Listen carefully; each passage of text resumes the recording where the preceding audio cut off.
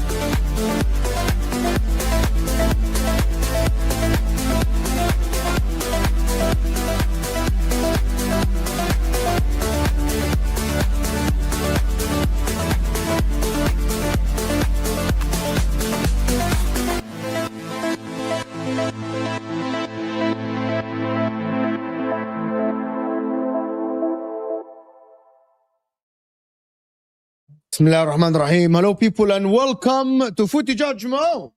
Should Lewis-Skelly leave Arsenal to go to Manchester United after Carrick being kind of the guy that will lead Manchester United next season based on the report that are saying, is Carrick the right man or is this another Oli? And Man United are going to go into the spoiler again. Man United are leading the race to Tonali. So Tonali is here. And of course it's going to be Lewis-Skelly probably.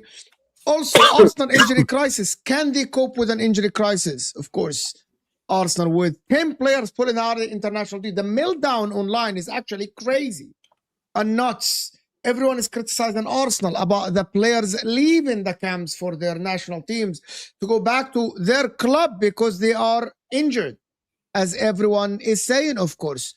Also, Bernardo Silva is set to leave Manchester City. Who should sign him? Maybe. And should Arsenal sign him?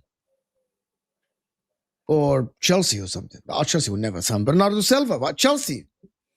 Enzo's leaving. Is Cole Palmer leaving? Should Cole Palmer leave Chelsea? We'll talk about that as well. Liverpool. You know what? Isak is fit, but also you are targeting Lacroix, which is a defender that Liverpool are going into very good times. Lacroix, Diamonde. That's very good times for Liverpool. Adam Wharton. Why are people so certain that Lewis-Skelly is leaving? It's because he's not getting any game time. So he's not getting any game time. He's not good enough. He's a stretch. What do you mean he's not good? Okay, let's start by Carrick and Man United, actually, since we have the star of Man United here.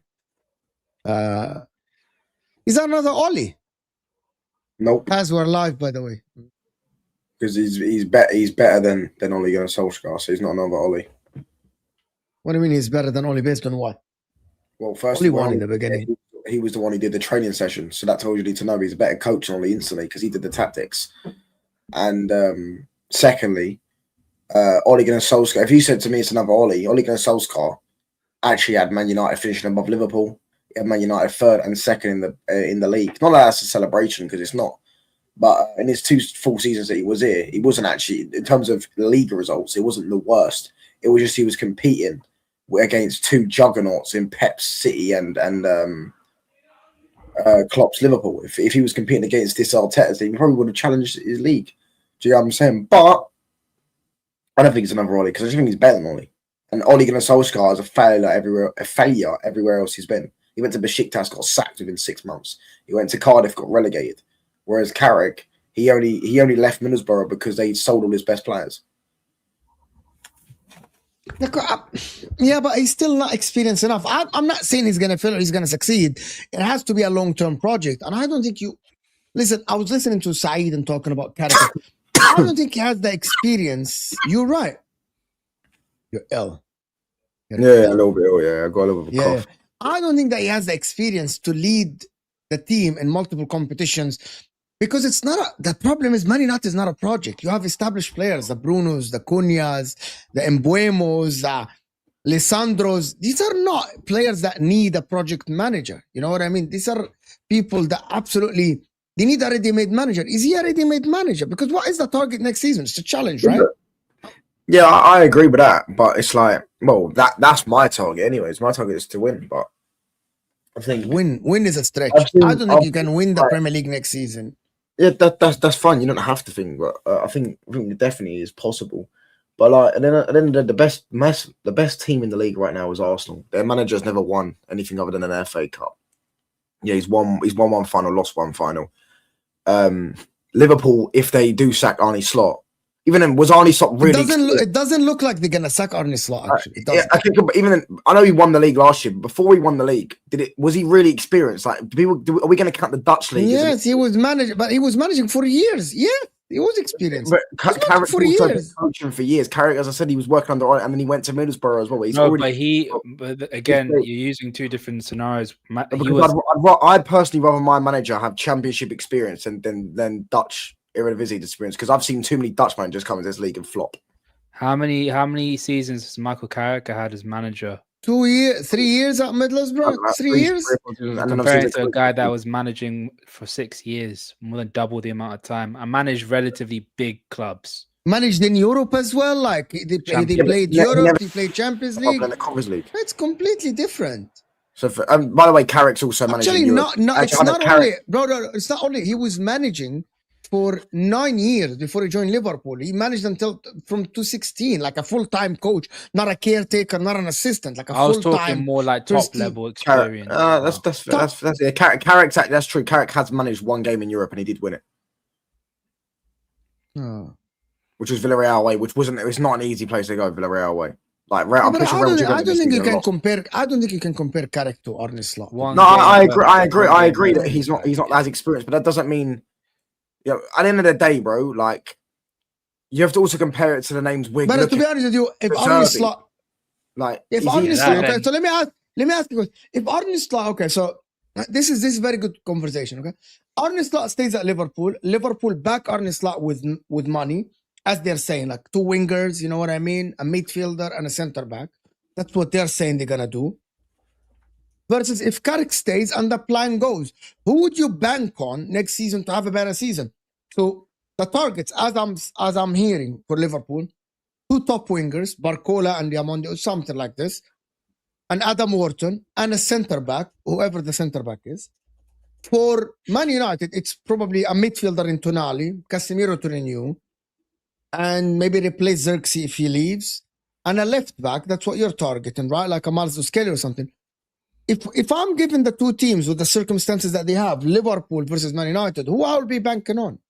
Man United. To actually finish, to have a better season in the champs, in the league, and the cups. Man United. You think you bank on Champions League? Champions League's different. I can't. Because Champions League is also based on who you play and Liverpool are way more experienced than our players in the Champions League. Just their players in general are way more experienced than our players in the Champions League. In the league, I'd back United. I personally don't think the players want Slot to slate. I don't even think he's going to stay. I'll be honest. I still think they're going to get rid of him. I think they're going to get Xabi Alonso. And even then, if they do get Xabi Alonso, yes, he's won the league. That would be stupid to actually bank as well. I'm thinking about it, and I'm like, would I bank on Carrick? But that would be a big gamble. Like Arne Slot at least won the league before. Like if he goes back to the basics, and they have Isak, they might finish. I'm not saying they're going to win the league, but I can't sit here and say bank on Man United to have a better season than Liverpool, because I'll be it's too much of a gamble, you know, like it's too much of a gamble for me. But the thing is, right, is the thing is when you compare Carrick to his experience, like you're always forgetting they're comparing him to who they can get, because they wanted Enrique, but it's well known that Man United actually they've worded it. They've tried to twist it. Say we went in for Enrique. We didn't go in for him, but we wanted Enrique. We'll definitely look at him, but he just wants to stay at PSG. We know that, so we're not going to go and try and pursue something that we know is not going to happen. So they're saying he rejected us, which he didn't. But if you want to say that's a rejection, that's fine. But then you can. Lewis Enrique didn't reject Man United. Lewis Enrique doesn't want to. Lewis Enrique doesn't want to leave PSG. That has nothing to do with Man United. I mean, people will say he rejected everyone just to stay at PSG. That's what I'm saying. Every club in the world would want him. Which is fine. Like PSG fans can say that he rejected everyone to stay with us. They can say that. It's fine. That's what I'm saying. So I think when you compare him to the names like De Zerbi, is De Zerbi's experience in coaching, like De Zerbi's got an experience of. I've heard De Zerbi's fallen out with. I think only one out of the last 7 clubs he's been at, he hasn't fallen out with someone. Like he's genuinely a hothead. Wait, say that again, Touchline. 1 out of the last 7 clubs or something. I don't know. He hasn't fallen. Yeah, he hasn't fallen out of only 1 out of the last 7 clubs. Yeah, he worked at. I'm saying he's got a thing with falling out with people. And he's not really got experience of winning either. Like he's managed at Brighton, small club. He's managed at Marseille, who are a decent sized club. So Sulo and that as well. Like he's been okay. Yeah, that's what I'm saying. I reckon he'll do well at Spurs if he goes there because he doesn't like winning and they hate winning because they sacked Andrew, won him a trophy, and sold Brennan Johnson, who scored the winning goal. So they just hate winning. Nah, he will hate Spurs. He's gonna hate Spurs. He probably will, but they'll love him. No, I think it'll be all right though. I don't think they're gonna. I just think they're gonna go back to the top, but I think they'll be all right. They'll be a Brighton. They'll be a Bournemouth. De Zerbi, my thing with him. He's a good manager, bro. He's a good manager. No, but he's a good coach. Yeah, but you know what it is with De Zerbi? Yeah, my thing is his stubbornness as a manager. It's not warranted for his level of actual ability because he's not proven that he can win you Champions Leagues and Premier Leagues. Do you know what I'm saying? So there's going to be games where you go. He never had the talent. If he joined Man United, because if he joined Man United, for example, I think he would have the talent that good enough for finally, so we can judge him. So we can judge him on winning instead of performance. No, but the guy had scrubs at Brighton. No, but Mo, they weren't. They aren't Man United players. Oh no, but they're Caicedo, McAllister. Who else are there? Matoma. They were young. They aren't the Caicedos of now, and he's the one who made them look like decent players. Like if Man United, bro, if Man United got De Zerbi, I would bank on them more than if they get Carrick. But there's a big but. There's a big but, Mo. Big but. How big? Relatively big. You saw how the board reacted when Amorim wanted his style of players. Do you think that if De Zerbi wanted a particular player and the board's like, no, we don't really want him, we don't really fit the ethos, do you think that will work? Do you think a manager like De Zerbi can work? Because I feel as though I work in what? No, the synergy between the board and him will work. So say, for instance, De Zerbi wants a specific player. Yeah, for Man United it will. What do you think Man United will give in? Because that is not Antonio Conte. Remember, De Zerbi is not Antonio Conte. For Man United it will. Because the board at Man United will not ask him to win the league first year or second year. And he won't be pushing them to give him like what Antonio Conte did. The difference between De Zerbi and Antonio Conte is Antonio Conte comes in and says, I want these players because I want to win the league, because he believes they will win the league from the first or second year. No, but De Zerbi is going to come into Man United, develop Kobe Maino. He's going to make Bruno Fernandez even better. De Zerbi's mindset is get me those players, otherwise we will not. But De Zerbi never asked for these players. He never asked for top players. Like De Zerbi never asked for the Antonio Conte level players. No, like but he has specific players in mind. And if he doesn't get those... Man United have good players. You don't think that Man United players can play the passing football that De Zerbi does? No. If he got Lewis Dunk to play that brand of football, again, Maguire and Lisandro can definitely play that brand of football. I agree. My point, Mo, is the fact that if a certain player that they have, that he identifies in the team, a specific position, where he's like, we're lacking in this, I need so-and-so player A give him that. If they fucking give Amorim this, they would if De Zerbi. But there's a big lie that Man United don't back managers. It's such a lie. It's not a lie. They actually buy players. They get good players. Come on. That's what I'm saying. United buy. That's what I'm saying. It's a lie that Man United don't back managers. And they buy players. You know what? Back managers. We do give managers. People don't know. Patrick Dorgo, and I'm just gonna. People that say, they didn't back Amorim. Patrick Dorgo is the ultimate profile for a young wing back. He is the 50-50 going forward or back. He's quick, he's young, he's left-footed. This is the definition of a wing back. Definite wing back for them is Patrick Dorgu. We didn't get him a right wing back. By the way, you know, Mbeumo and Cunha are fantastic for Amorim's system. They're inside forwards. They aren't wingers. So everything that Man United did is actually to back Ruben Amorim for his job. They did. Yeah, and they tried to get Amorim, Baleba, and Semenyo both in January. Yeah, bro. They did this. One of them, at least. They did. So this Man United want to back the manager. They definitely back the manager without a shadow of a doubt. No, that's not what I'm saying, Bomo. It's the fact that notably this manager has had problems with issues with balls, regardless of the transfers as well. But where there's internal things where within the board where his vision is not aligning with what Man United's vision is, that's one big bust up that he had with Brighton at the same time, where he was like, "Why can't we keep all these players?" And he was like, "Well, Brighton were like, unfortunately, we can't because we're not at the level of a Chelsea." That's just one example. But say for instance, for Man United's boards, like I don't see us realistically going to win a league title, say until 2028. But Zerbi's like, no, we can win this league title in 2027. Then it's like stuff like that. Well, it doesn't synergize properly. If that makes sense. But I want to ask something. Does having Michael Carrick make Man United a little bit less attractive? Let me give you an example about this. The trail of thoughts. If Elliot Anderson is the main target, or Tonali, or whoever, okay? If Man City are going for the player and Man United are going for the player, is having Carrick makes them less attractive than what they should be? Depends on how they sell it. Again, what do you mean? You're selling your project to a player. It depends on how Carrick goes about trying to. Sounds so weird, but trying to win Anderson over against Manchester City. It's how you're gonna put out the plan and how you're gonna accommodate your player within your team. By the way, John, I know you are older than us, but John, I'm gonna tell you something. That word, the club is the club, that only works for a Real Madrid. That only works for a Bayern Munich. It doesn't. Wallahi, it doesn't. Wallahi, it doesn't. Wallahi, it doesn't. We had Wallahi, you guys think that. Wallahi, you think that. From outside, it doesn't. Wallahi, it doesn't. Wallahi, the manager is a big attraction. You can think that it doesn't. Man United definitely. You guys think that. I don't think Elliot Anderson might not go Man United, but that's not because of Carrick. You know what I'm saying? Obviously, if we got Enrique, we're more attractive because people are going to go. Think that's hate. People think that is hate. It's not. Wallahi. However, Man United can still sign some. And I never said that you can't. I just said that the name Man United is not as currently is not as resounding as back in the days. But I think everyone would agree. Okay, so for example, it's Lewis Van Gaal. But forget Fergie, post Fergie, David Moyes, Van Gaal. It didn't matter. Day by day. It keeps going less and less and less in terms of the attraction. And the manager is a massive attraction of the club.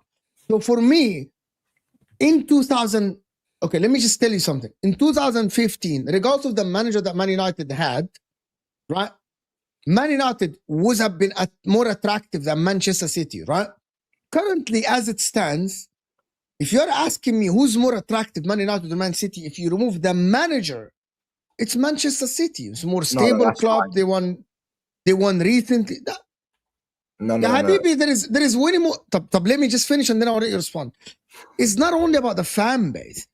It's about the club that won recently, the club that is more stable, the club that is more likely will actually succeed in the next 2-3 years than Manchester United. That's just logical. If I'm a football player, that's how I'm thinking. I'm not thinking about the name only. The Man United is a bigger name than City. I'm not denying that.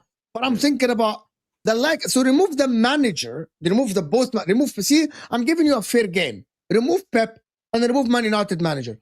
Think about both clubs. Who's more attractive? Definitely it would be Manchester City. When you say remove Pep, I just have to say, like, Pep's been there for 10 years, so I can't go, and it'd be, life was okay, so 10 years ago, right? I'm gonna give you a hypothetical. Stop. I'm gonna give you a hypothetical that can happen. Touchline, okay? That can happen. I want you to imagine Man United, it's June, end of June, and Pep decided that he's leaving. Man United aren't going to appoint Mikel Carrick. And both clubs have candidates. So we don't know who's going to be the manager. And Man City and Man United are both going for a certain player. Who do you think is going to be more attractive? So both don't have managers. The player is not being attracted by the manager because the player doesn't know he knows candidates. He just knows, okay, these are the candidates here, these are the candidates, whatever. So the project has to be sold to them. Manchester City over Man United. What do you think is more attractive, in your opinion? It depends who the player is, though. Depends who the player is. Sandro Tonali. Sandro Tonali, probably Man City. His agent's already come out and said he wants Man City. He'd rather go to Arsenal or City. That's the dream. Why do you think that is? I am. Forget that. So, see, Paz, you're being dragged in this because he's No. the reason why. It's fine. I'm gonna give you a player that has no desire. There's a player that is so neutral. I'm not being dragged, Mo. I'm walking. I'm trying to. Okay, cool. Mo. I'll say one. Cole Palmer. Man United and Man City and Cole Palmer. He's a Man United. There you go. That's what I'm saying. He's a Man United fan. It depends. You're choosing a player that is a Man United fan. Why are we? Hold on, Mo. You've just said 5 minutes ago that the name doesn't hold weight anymore. Yet Man United could sign Cole Palmer. Why? Because he's a Man United fan. No, but the context don't work. Yeah, but he's from fucking Manchester. Hold on. The same way that the name holds weight to some of these players that grew up and watched Man United or grew up and supported Man United. The 22 years old, 22 years old from outside of Manchester has never seen Manchester United win in their life. They've never seen that. Well, I'm 20 years old and I don't live in Manchester and I've seen Man United win. Yeah, Habibi, you are from England that you watch, man. You grew up. Your cousin or your uncle or your dad or whoever. You think a player that grew up in Cameroon in 2014. Yan Diamande, for example. Do you know what's funny? You use Cameroon and then Buemi was actually a Man United fan and he's 25. So he's 25 years old. He grew up in Cameroon supporting Man United, not Man City. That's what I'm saying, though, Mo. That's what let's use an example. I think we're being stupid on purpose, to be honest. Let me use an example. Like you're ignoring what you're going to. Let me give an example. Yan Diamande, for example. Yan Diamande would choose Liverpool over Man United. I think I agree. I know his dad. He said that his dad. His dream is, but if it was Man United or Man City, he might choose Man United. I don't know. No. You know what I'm saying? Certain players. I'm trying to go to the neutral situation, and no one wants to hear me. Hold on. No one wants to hear me. When you join a football club, you look at loads of aspects. You don't. For example, Declan Rice chose Arsenal over Man City. Declan Rice knows if he wins a league with Man City, bruv, he's got about 200 people outside the store celebrating with him. If he wins a league with Arsenal, bruv, he'll never have to buy a pint in London again because he'll have so many streets full of Arsenal fans. I put it this way, yeah. When it comes to people like Declan Rice, and that's why the question I was going to ask you. But the reality is, the simple one is, I want a certain amount of money. Who can give it to me? Cool. Now I know who can give me the money that I want. So let's say now it's a choice. Now it's which one of these managers can convince me I'm not going to hate you for the next 5 years, and who do I believe that I'm going to win the money? So remove the manager. Both same money. I'm answering you. All the other shit means nothing else. The club history, Sir Bobby Charlton, all that shit means nothing. No, okay, Paz. So let me ask you, Paz. So Paz, money the same, no manager attached because both clubs don't know the manager next season, right? Projects, Man City or Man United? Whatever team looks better. What do you think it's gonna be? What do you think is more? What do you think is more stable? It could come down to what the player wants, for example. And I think you lot don't understand how superficial these player wants are. It's who gives me the best life that I want. Like, for example, if they got a family, what does his missus say? Don't forget extended family, Paz. Some of these people look after the extended family. The extended family means fuck all. They shut their mouths. All these things that you lot think players actually think about, they don't think about, bro. The only person that has a say in a 26-year-old player's moves, you don't think the dad has a say. By then, the dad's been rubbed out. Unless the dad's the agent. It's the missus, and the agent just wants to be a part of it. Yeah, and that is the only two decision makers. It's the missus if she wants to live in that place, and if she's willing to firm it for the money. If the money's good and the place is right, they're going there. What if they don't have a missus? Then they're fucking looking for the bread, bro. This is what I'm saying. You don't actually need to. For you, no, but the bread is. You don't think football is about passion and legacy? But Paz, the bread is not the issue. Say for instance, Man City, Man United. Never about passion or legacy. Never. No, but say for instance, Man United, Man City, because they can pay the wage. The top six. I feel like people don't realize. No, I feel like people are not realizing who Man United actually. You know, in 1992, we were on a 20. We were on a. Hold on, I'll give you an example. We're not segueing. Anyways, touchline. In 1992, I didn't finish my point. Let him finish his point. He wants to get it out of the system. In 1992, we were on a 26-year league drought. Yeah, we hadn't won the league for 26 years, and Leeds had just won the league. And one of their best players is Eric Cantona, who was, bear in mind, Leeds at that time, Leeds and Man United, like Liverpool, Man United, they were a proper rivalry back then, right? Wouldn't have signed Eric Cantona. How would you know? How would I know? Because what do you mean? You weren't fucking there. You weren't there.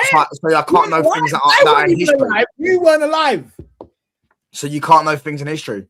You weren't alive. How many league titles have Paz? How many league titles have Arsenal won? How many league titles have Arsenal won? How many league titles have Arsenal won? How many league titles has Arsenal won? I can't tell you how intense the rivalry was between Sir Bobby Robson and another fucking old fucker. Because I wasn't alive, I can't have felt that. This is the problem, bro. You don't speak on too many things that you haven't felt, and you say it as if it's a fact. You not say that, oh, the legacy of my club, players are dying to come Man U. They don't. I promise you, they don't give a fuck about Sir Bobby Robson. They don't care about any of your old players. It's all about Bobby Robson. How many legends you care about are dead? Paz, you're doing yourself in it because Bobby Robson wasn't our player. He was Newcastle. I don't even. That's the point. I don't even care. I don't care who it is. There you go. No, it doesn't matter. The players. There's a reason why history is. There's a reason why trophies matter because they're extra things. You want to sit here and just lie and say that players don't care? Why did Ronaldo leave Man United for Real Madrid? Because Real Madrid was his dream move. Man United were better than Real Madrid for them years. Man United winning Champions League, getting back-to-back Champions League. I tell you for free. And we were on course. If he stayed that season, we would have probably done another Champions League and a Premier League double. And he decided to go to Real Madrid. Why? Because Real Madrid was his dream. Why was Real Madrid his dream? He grew up watching Real Madrid win Champions League.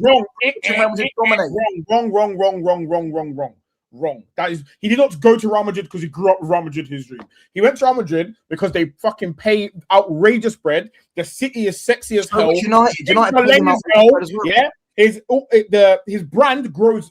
Whoa, Paz. Barcelona or Madrid? Barcelona or Madrid? For me, yeah. If they're both paying the same bread, the other superficial stuff. Are they paying the same bread? What are they doing? They're paying the same bread. Then I don't know. Whoever comes first. Obviously, money does factor. I never said money don't. I promise you, if Real Madrid didn't pay more than Man United, I promise you stay in Man United. Man United offered him the same money. What are you talking about, bro? Did they fuck? You can't compete with the brand of Real Madrid. Are you insane? Do you know what happens to Ronaldo 7, Real Madrid, and Man United 7, bro? Yeah. Do you know what type of deals this guy got when you were at Real Madrid, brother? Are you out of your mind? Do you know what they broke the record twice? What Egypt made off that move? They broke the record twice. They bought Kaká, innit? You see when they signed, the player comes out and says, "Oh, I always grew up dreaming of playing for Norwich City. It was my dream since I was a kid." And and the fans just eat that shit up, bro. They eat that shit up. These men are scumbags, bro. These men are scum. So this attraction you don't think you have, you don't. It's what have you done for me lately? What have you done for me lately? That's why I think it's also the manager has to play a part in it. How you're going to accommodate the player within your team? How you're going to make the team successful? Like, for example, Mane is the best example because he had an offer between United and Liverpool, and at the time I think it was either Louis van Gaal or Mourinho. No, Louis van Gaal was the season before, and he just had the conversation about. Yeah. They had just had a conversation about, oh, you're going to play it here. That's it. You're going to be doing this. Whilst with Jurgen Klopp, he visualized as you're going to be our guy. You're going to propel us back into top 4. It's all about those kind of stuff. Can I move on from this? I want to ask. Can I wanted Mane before Klopp was at Liverpool. Can I ask? That's what I'm saying. Can I ask? There's the problem. I try to be objective with Man United. The problem is the comments about Man United make me like. Who's got the better objective? Let me ask you. Who do you think is more attractive, Manchester United today or Arsenal Football Club touchline? Genuinely. I said before, I think if you was to ask 100 players, it'd be 60-40 to Arsenal. All right, fair enough. At least that would be okay. Fair enough. Fair enough. So I'll did you then in a minute. The question that I asked in the beginning is keeping Michael Carrick makes Man United look more attractive because people have seen this movie before with Oli. Like players will think about if people are offering the same money as Man United, does Michael Carrick make you less attractive? I don't know the answer. I don't know if it's yes or no. All I know is, does Michael Carrick have enough experience to actually lead the team? I don't think so, but he might be successful. He might. Yeah, I don't know. I also think players have to accept, though. Like, for example, when it comes to Carrick, like, if you're not going to play for a manager like Carrick, who are you going to go play for? There isn't this. There's not 15 top managers anymore. There's 2. Man. Everyone else is pretty much new. Do you know what I mean? So you have to gamble on someone or a club. If United could get Enrique, they would, but they can't. So as long as Carrick we're not going to get Enrique, it's between Carrick, Nagelsmann, De Zerbi, and I'm like, bruv, none of these other names really like excite me. Like, no one's going to get scared. Can I ask a question? If Man City get Xabi Alonso instead of Pep in the summer, and Man City have Xabi Alonso and Man United have Carrick, who's more attractive? Yeah, but hold on, Mo. Even Xabi Alonso isn't the most experienced. He had one good season. I'm just asking. I know. I'm just asking. Xabi Alonso is that much. We're in the same boat. As I said, 60-40. There'll be some players that choose United. There'll be some players that choose City. Even nowadays, there's still players that choose United over City. We're all in the same boat. When Pep leaves City, they now become into the grounds of the other clubs. They're not going to be, because Pep is the factor of he can get almost every player growing up nowadays. I actually think that you guys are mistaken when you guys say that it's only Pep. Yeah, I disagree with that too. I disagree. Like Man City are one of the most stable clubs in the world now. Like you go to Man City, number one. Nah, they were good, but they were stable before him. I think what Man City can offer in terms of by the way, when I say challenge, a number one resale for you know that your Man City, you're going somewhere and you're still keeping your kind of value. Like if you go to Man City and you want to leave the year after, you're keeping your value. You're keeping your wage. I don't know if you want to necessarily keep your. I don't think that's the point though. I think, for example, when I say players move for money only, I don't mean just wages. For example, like what is your package of pattern, for example, yeah? So like, for example, I might have a few targets in mind, which is I want a certain amount of money, I want to live a certain lifestyle, I want my missus to also be happy with where we're going, but I also want some footballing targets to be hit. Don't get me wrong, some of them are ultra scumbags and they don't care, just give me the money, I'll come in it. But for example, if I was a left winger, for example, I'd be looking at Arsenal. If everything else is even, I'd be looking at Arsenal more because I think that I can get a better deal there because they need something that looks different. Whereas if I'm a striker, I'm also picking Arsenal over Man City because I think I've got a chance there. Where I've seen everyone's watched strikers go to Man City and die because of Haaland exists. Do you know what I mean? Yes. Of course. That's what I'm going to say, Pat. What's your overall? For example, hold on. For example, right? You see, if City sign Elliot Anderson, Tonali's going to go. Well, if I go there, I'm not going to start. So I might go Man United because I'll start Man United. Tonali's better than Elliot Anderson, number one. Tonali's better than Elliot Anderson. Okay, cool. If you think that, cool. Let's say that then. Let's say that he's better. I get your. Elliot Anderson. Then Elliot Anderson goes. Well, I want to play football. I want to start. I think it's also example, right? No one would ever thought that Diogo Jota would displace that front three that we had, but he ended up doing it. Some of these players are just like, I don't give a crap who's in front of me. I'm just gonna. Yeah, but some players know they're gonna go to a big club and be a bench player. We had that before he got injured. He was starting for Liverpool. He's had a couple of runs in your team. He didn't displace. When he first started and he scored against you. Okay, hold on. A couple more games. Hold on. Mo on touchline. When you think of Jota, do you think of a Liverpool starter? No, never. He was never a starter. He didn't displace a damn thing, bro. He became a starter in 2021, bro. Before he got injured. Before he got injured, because he had a run in the team that doesn't make him a starter. Salah is a starter. He got injured, bro. He literally got injured and was out until April. Yes, but bro. The manager is calm dropping Jota. He's never in his. You think the manager even thinks about the concept of dropping Mo Salah during that time? Do you think he'd even drop Firmino, bro? Exactly. So now, but again, Jota ain't a right winger, bro. Firmino was getting tired, and they were interchangeable. He's not. Jota was never an out and out starter at Liverpool, bro. Let's have a small. When he first came, he wasn't, but he made himself a star. Again, that goes to my point. Sandro Tonali could literally be like, I'm gonna displace this guy because I'm better than this guy, and ends up starting for Man City during the entire of the season. That's some of these players. Some of these players just have that mentality, bro. They don't who's in front of them. I agree with some players in front of them. For me, it's money. It's money, opportunity, money, opportunity, and what's my wife saying? They could. For me, those three, in my experience, are the top three things. The top players, they couldn't care less who's in front of them. Yes, I disagree. By the way, hold on. Just Ram. Number one, there is something that none of the guys we're talking about are like top players to the point. They aren't Mbappe. The people that you're talking about are Mbappe level, and even them, they think about the starting position. You think Elliot Anderson and Tonali are going to City? They're like, yeah, we don't care who's in front of us. We're just going and we're gonna start over somebody. No, they're asking, is Rodri staying? They're asking about opportunity. Are you, bro? How we playing? Just on that. Yeah, I remember now. KG is a Chelsea. I remember in the summer when Garnacho signed for Chelsea, and they were saying, "Why has he gone to Chelsea? He's not going to start." And I said, "He doesn't think that way. He thinks he's better than their wingers, so he thinks he's going to start. That's why he's joining them. So he's joining them, going, I'm going to be the starting winger for Chelsea." Despite they had no left winger, but it was only him and Gittins. He's also delusional.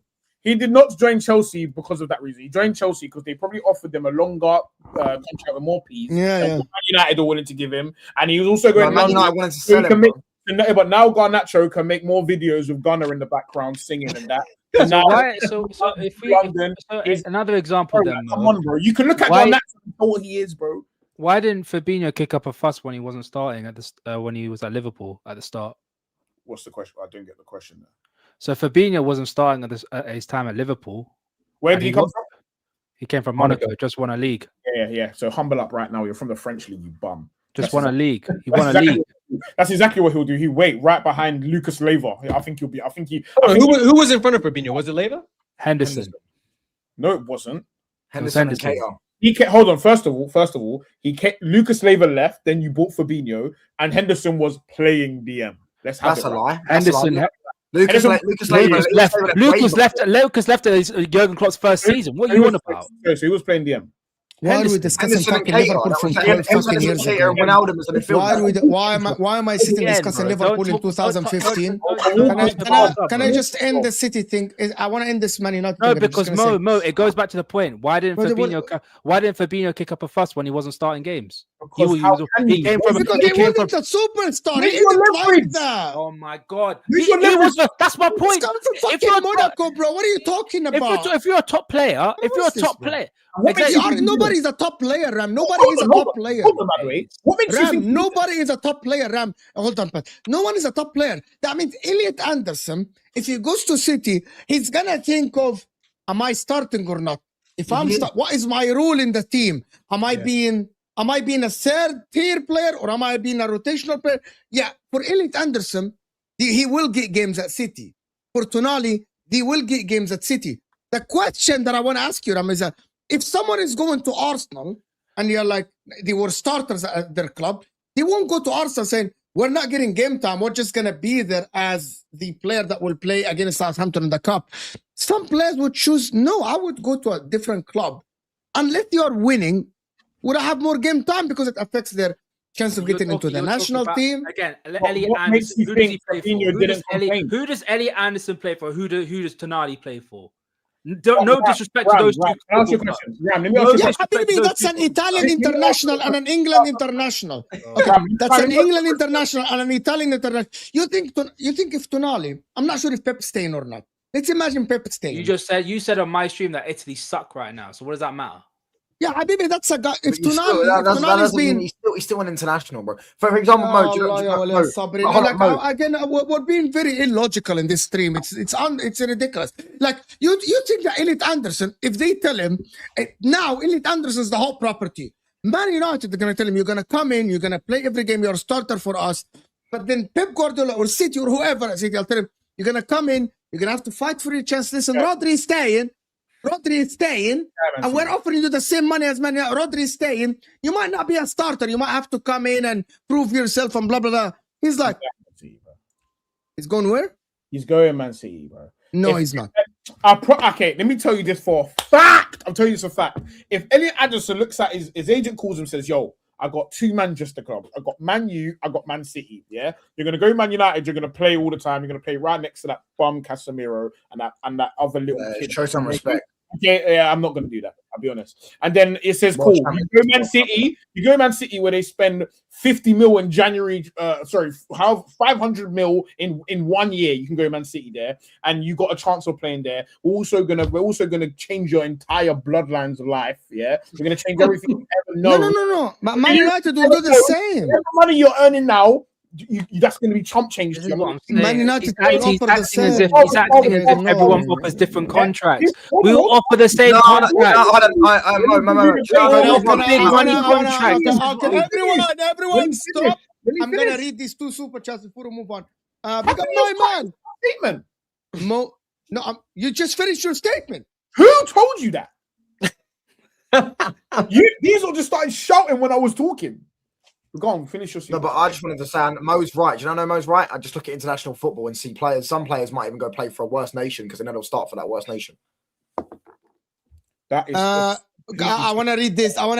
Mo, do you think City will be stable much longer with a potential 60-point deduction looming? No, they won't. The thing, just on this, I think this will happen. I'm starting to feel this will happen because I've seen a lot of people say it's going to happen. However, I didn't know they have a right to appeal. So that even if they get that, they're going to appeal it, and it will take another 3 years anyway. So they're still chilling, bro. What would they do? Would they put that 60 point at the end of a season, or would they put it? They start. I think they'll separate it 3 seasons. They won't relegate. They won't allow City to be relegated. They will relegate them. I think it will happen. They'll be good for 1 year, bro.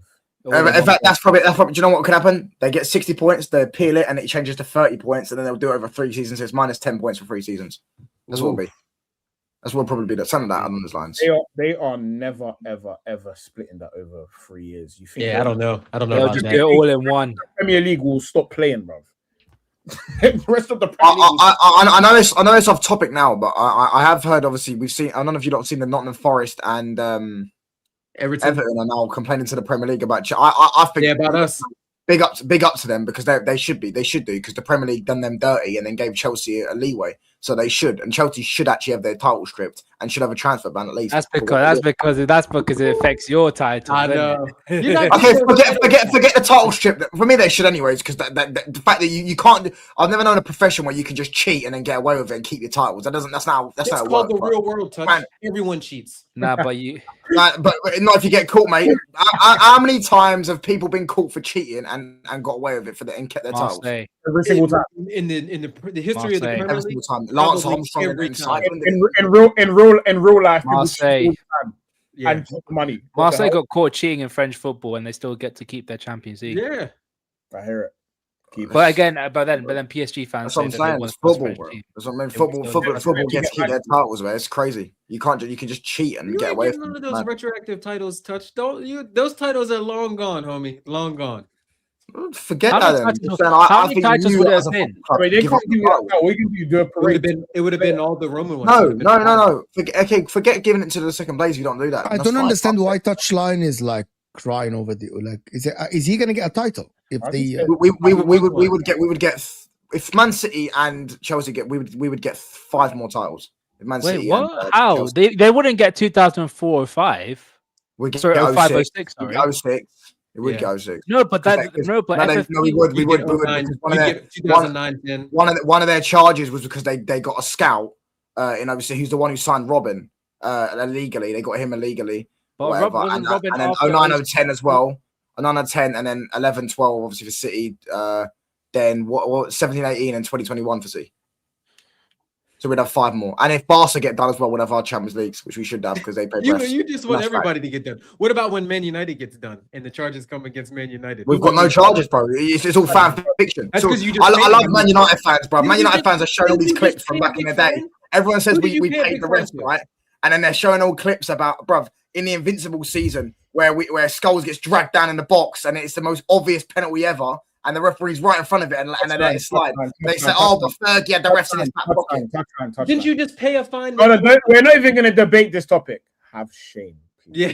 No, I'm not saying We're not United gonna didn't get debate this decisions topic. go our way. We obviously did, but the thing is that the theory is that we paid refs. No, refs were just shit for everyone. Touchline. When it comes to Yeah, if City are innocent, then they keep their titles. I'm not saying, but if they get found guilty, you should keep. No. I'm talking about United refs back in the day. Rude boy, you man would have. There'll be 2+ minutes stoppage time. Oh, I know. Now it's the 130th minute. 130th minute we played stoppage and penalty. Another myth, by the way, because Arsenal scored more goals in injury time than Man United did. Another. One So of them did has Liverpool the as name well. Fergie time, but yeah, You know what? Fergie time's hilarious because Arsenal and Liverpool both scored more goals in injury time than Man United did under Fergie. But Fergie time, lads, isn't it? It's just because we were just simply the most clutch team. You know what I'm saying? When it was Champions League final, we won the Champions League. You just said you didn't score the results. So that makes you not the clutch team. Yeah, there's no Wenger. Our games led to something. You can't be both. There's no Wenger time. There's no Mourinho time. There was only one Fergie time. Make it make sense, Touch. Yeah, because it was you lot crying about it, bruv.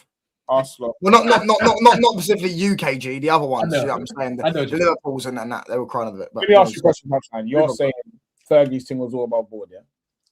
Fergie was 100% legit. Have you read Ferguson's book?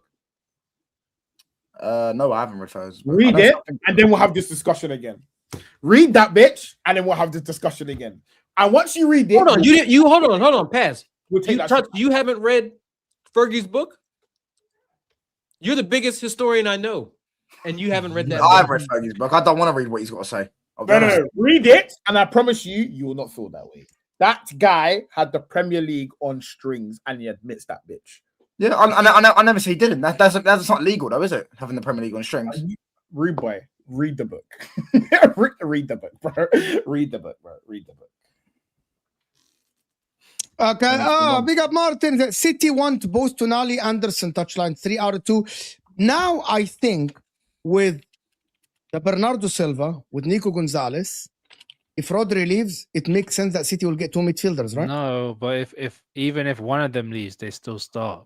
Well, you telling me to not either Tonali or Anderson would displace Nico Gonzalez? What are we doing? Hold on, didn't they just spend 50 million on by the way, just of course they're gonna displace. I didn't say they didn't. My thing was. Of course they're gonna displace them. No, but you telling me Tonali and Rodri together? What are we doing? Hold on. I didn't say they didn't though. I just said that the player will look at it going that maybe if I go to City I won't start. Whereas I said that they might want both. I agree with you in this. I agree with you. I'm saying they might want both. Also, Nico Gonzalez, man, come on.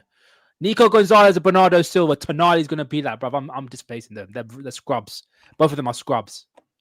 Yeah. And with Rodri potentially out the door too. No, Rodri. I agree with you here, Graham. I agree with this.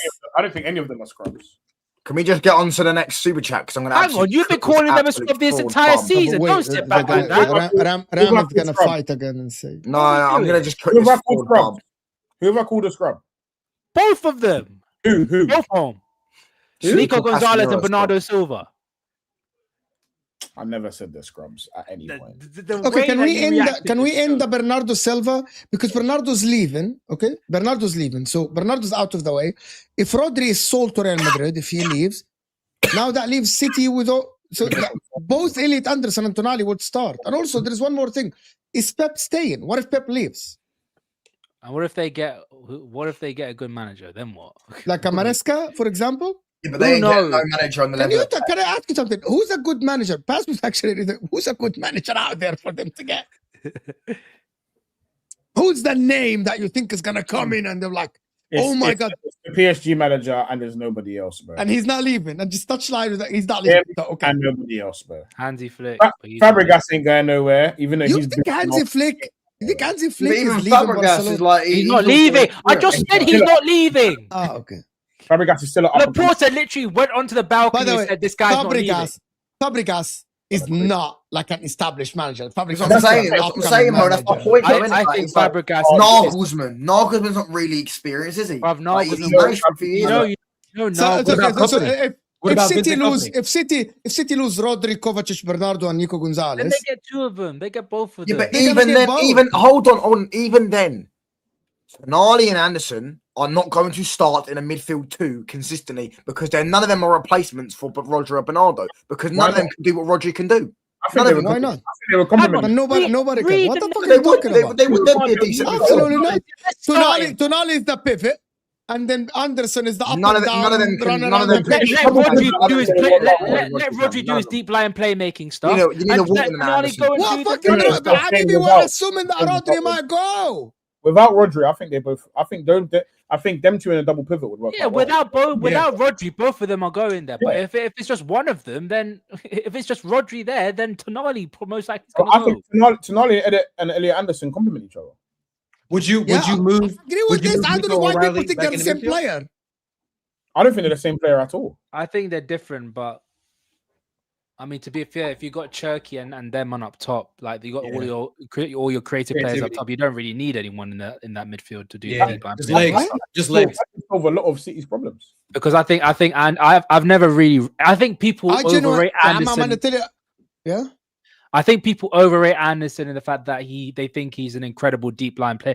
No, he's just a good player that makes everyone look better. Because no one said that. You made that up in your head. No one ever said that. You made that up. Maybe it's just the Liverpool fans, bro. The Liverpool fans. Ram, who are you talking about? The Liverpool fans, bro. The player. Elliot Anderson. Anderson. Hey, the hell, bro. Who are you talking about? I'm talking about multiple people, bro. What are we doing?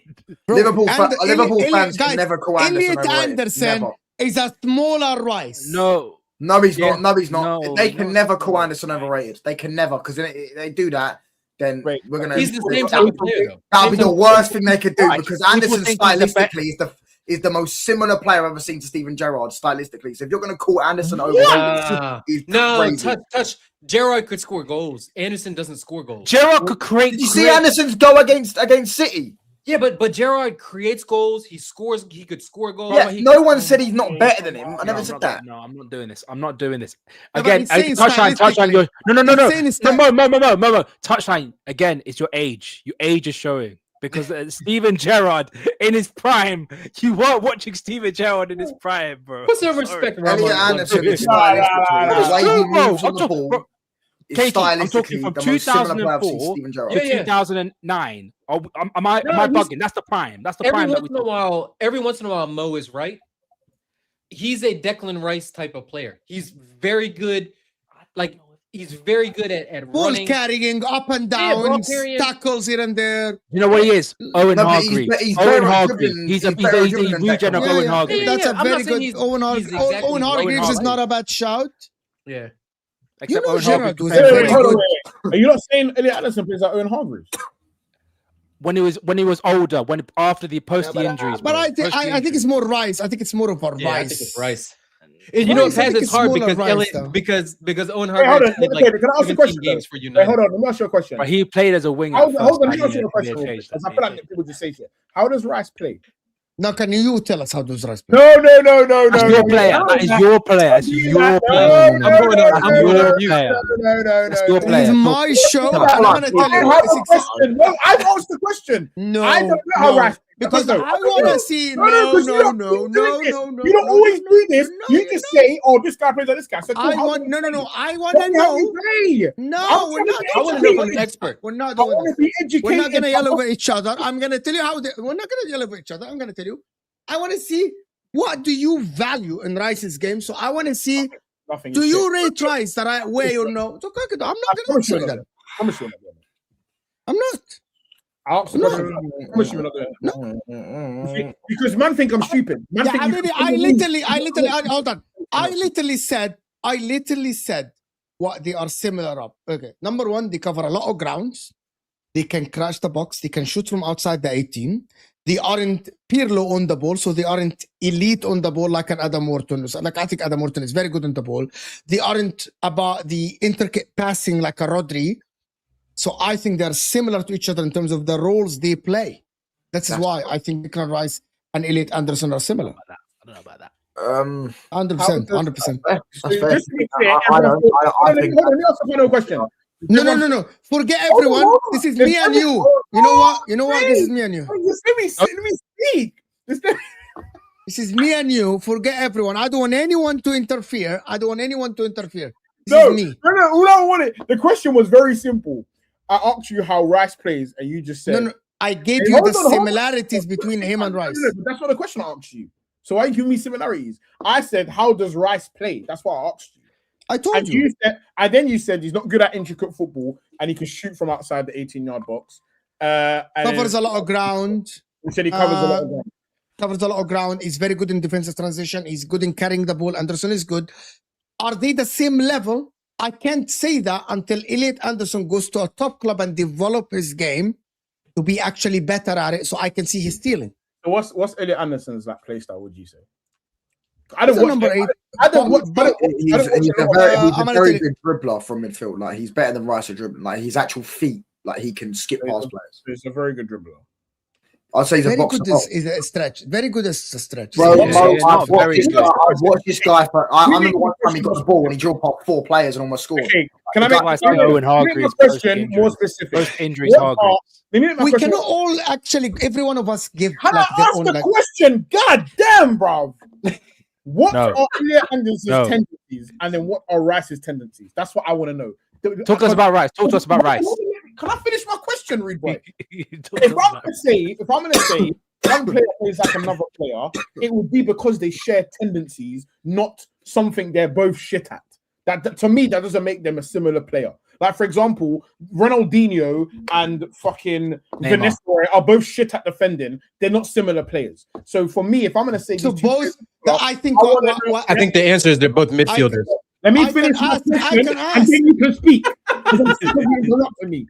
So I want to know what are the tendencies that Anderson and Rice share.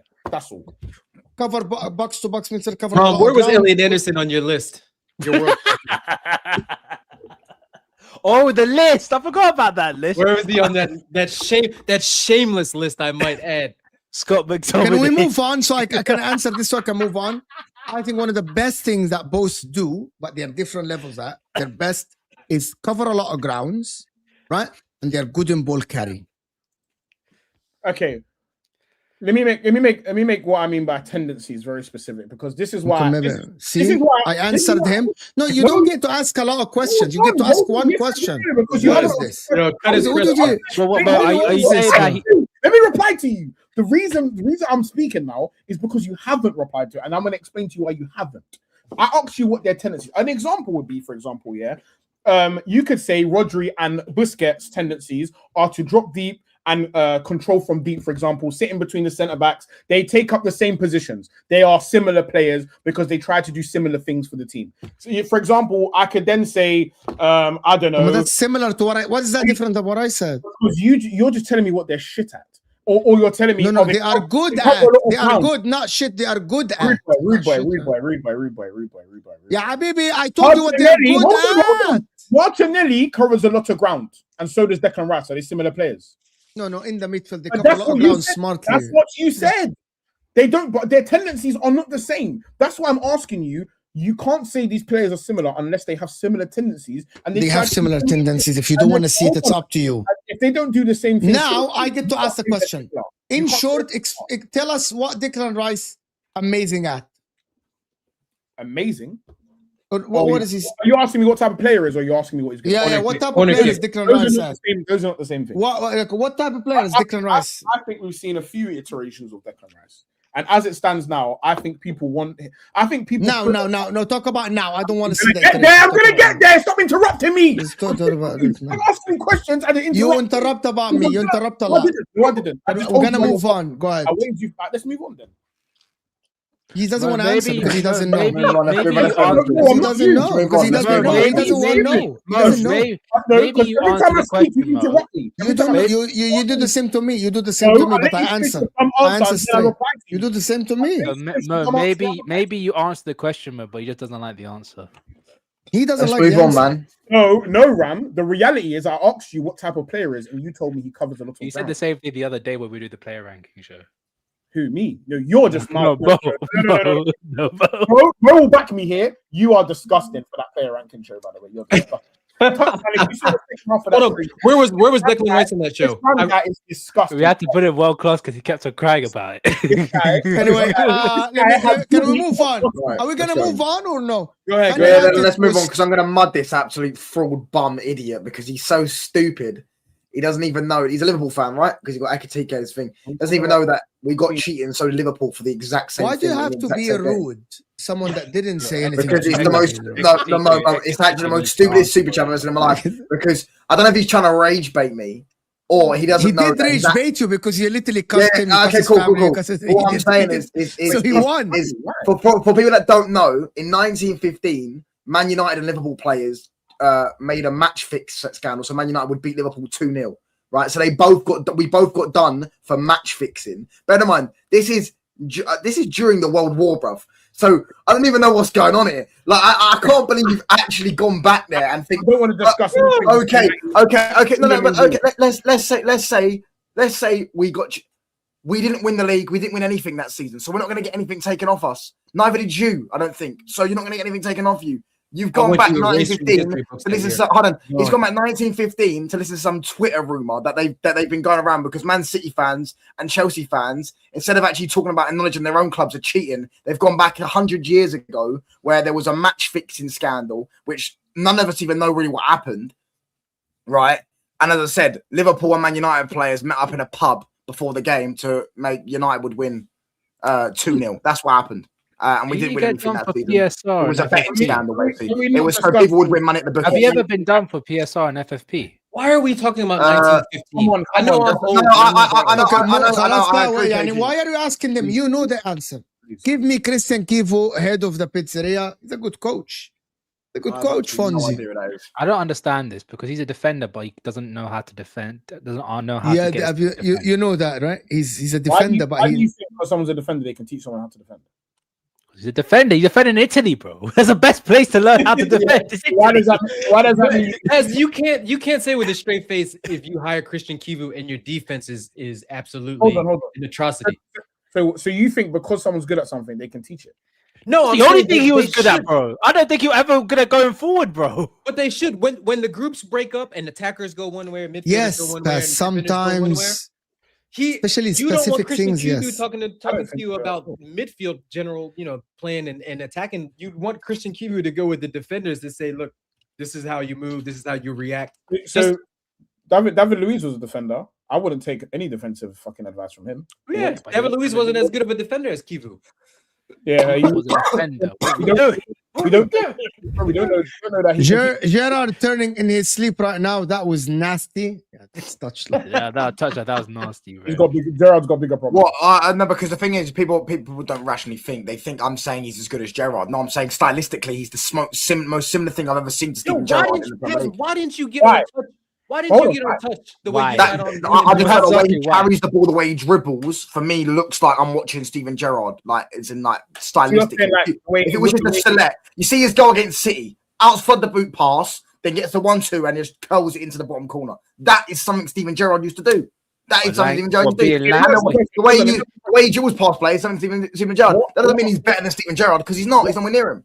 What are some of the things that Elliot Anderson does? Like We're going into this again. And you know why? Because I need this. Because people need to explain themselves, bro. How about that? People need to explain themselves. But if we let them explain themselves, so we can move on from it. Yes. He just explained. I'm not you. But he just explained himself. Let me ask you a question. So if I shoot from far, can I now say I remind myself of Gerard? Yes, you could be shameless. For fuck's sake, bro. You can be shameless. This You is the probably point. will. For me, If I see a if I TikTok see reel of someone you like shooting from someone, far and saying I'll this be is able to Gerrard, explain. I can I'll see be you able do to it. explain things they do regularly that the other player doesn't explain. Knowing you, if you shot from far, you will still call yourself the next Steven Gerrard, bro. Don't try that. I know you will. First of all, Steven Gerrard ain't the pinnacle. I would never compare myself to him. I'd compare someone higher. Let's respect. Right? Yeah, I agree. Like, I'll compare someone They better. better be stylistically similar. go on. I wouldn't pick Paul Scholes. Who's the past player comparison? Who's the past player comp? What did I do? What did I do? What did I do? No, Gerrard, listen, people think Gerrard is infinitely better than Elliot Anderson. There's no comparison. I'm just saying stylistically, like I feel like he's the closest thing I've seen to Steven Gerrard. So when they call him, when people like when Liverpool fans call him overrated, I'm like, hold on a minute. Your whole thing about Scholes and Gerrard was Gerrard's more complete, but then you've got a complete midfielder in Elliot Anderson, and you don't rate him. Doesn't make sense. What's similar about their styles? The way they carry the ball, the way they dribble, the way they're both like got a bit of flair in the way they carry the ball. Do you know what I'm saying? As an English midfielder, Flair. Gerard's got flair, has he? No, for an English midfielder. For an English midfielder, like English midfielders, they're all kick and run. English, other than Paul Scholes, of course, because he's just. I would say Foden has flair for an English midfielder. Yeah, but Foden's not English, brother. I'll never convince that guy's English. He's Spanish. Gerard, Foreign Virtue is better though. Gerard flair. I've never heard that in my life. I'll be honest. Gerard had a bit of flair as an English midfielder. I've seen Gerard hit Anderson don't have the range of passing, nor could he create like Gerard. Can I tell you something, Touchline? To be honest with you, I'm just gonna. I think if I'm talking about Steven Gerrard, the best thing that comes to my mind is his passing range and dictating the. Is him dictating the game from deeper and passing the ball and spreading passes, diagonals and long passes and stuff like this. That's the first thing that comes to my mind. That's always been Gerrard, and is that prime Gerrard? Out of curiosity, probably prime Gerrard. I think that's old Gerrard. No, prime Gerrard. I think prime Gerrard was when he was playing up front with Fernando Torres. That's your prime. That's what you've seen, bro. No, I'm not. Guys, hold on. We don't need. All of us speak at the same time. I don't think that it maybe what he's saying is that's what the first thing that comes to my mind. I think this is he excelled in this shit. Excelled in it in spraying diagonal, in my opinion. So. What we're saying is Gerrard's claim to fame is kicking it from one side of the pitch to the other. You've seen the comps. And I've seen the comps and I've seen the players taking 10 seconds to crack the ball, bro, because the pass is so bad. Do you get what I'm saying? So they just sit there trying to fight to traffic. I'm getting told Gerrard was good at the shameless thing. The guy could never receive the ball under pressure. Never. Who was receiving? So okay, go on. Who was receiving the damn ball? Who was receiving the damn ball? They had Xabi Alonso and Mascherano for that. I had to get him out. I had to drag him. They had Xabi Alonso and Mascherano. Who was receiving the damn ball? No. We had two other players doing it. And he was the guy that was Man's talking about receiving the ball. The players can't read the ball. When the people that were receiving the ball were flipping Jovanovic. Jovanovic was receiving the ball. Okay. Can I just tell you one thing, Touchline? Mascherano cannot pass the ball to save his life. He couldn't pass. Okay, just let me. By default, we can I'm not saying okay. Xabi Alonso. Xabi Alonso was a better passer. And when Xabi Alonso was at Liverpool, he wasn't the greatest as he was later. He wasn't the Real Madrid. Bro, go watch that 2006 final. Hold on, Mo. That's not what I'm saying. I'm saying that Xabi Alonso is known as a deep line playmaker. So you're acting as if Liverpool had two deep line playmakers in Gerrard and Xabi Alonso. No, Xabi Alonso was a deep line playmaker, and Gerrard was the guy that was the box to box. Like a good lad. He wasn't deep line playmaking. Xabi Alonso said, "Yeah, Gerrard, good lad, yeah, up and down, yeah." That's what I'm saying. Gerrard's like, yeah, just sit there, bro. Don't do any running. Don't leave that area. Don't leave that. Just move. Stay there. Guys, we'll move on from this. Man United did it, so they didn't get relegated. I need to look into this, my man. Yeah, no. That's so right. That's so right. That's why Liverpool. We don't need it. Why do you want to restart? Firstly, Man United have been relegated. I'm going to give you 10 seconds to respond, Touchline. Firstly, Man United have been relegated after that, by the way. And secondly, that's why, 4 Liverpool players got banned for life because of this. They got banned just to keep Man United in the league. That's definitely what happened. It definitely had nothing to do with making not millions, but thousands of betting scandals. There you go. Okay. We're done. I scored an outside the foot goal. Guess I am Quaresma now. By Paz's logic, yes. Yes. His logic. Yes. Are you not drunk out of your mind? By my logic, you're literally. It's your logic. It's your logic. You gotta be a Travella though. KG claimed it's your logic. KG claimed it's your logic. It's now your logic. It's the opposite of what I'm saying. This is your logic. But Paz, tell Fonz it has to be a Travella outside of the boot. If It it's needs not to outside be. of the You boot, need to do it more than once. Then you can be charisma. There you go. You got to do a little coke. Hang on, how many times has Quaresma done it? A couple times still. Yeah. Yeah, he did. Marco, you could never bully me in your entire life. Don't ever think that. Don't ever think that. Oh, we bullied him, so we did research. Just call a quick Google search, mate. Spicy.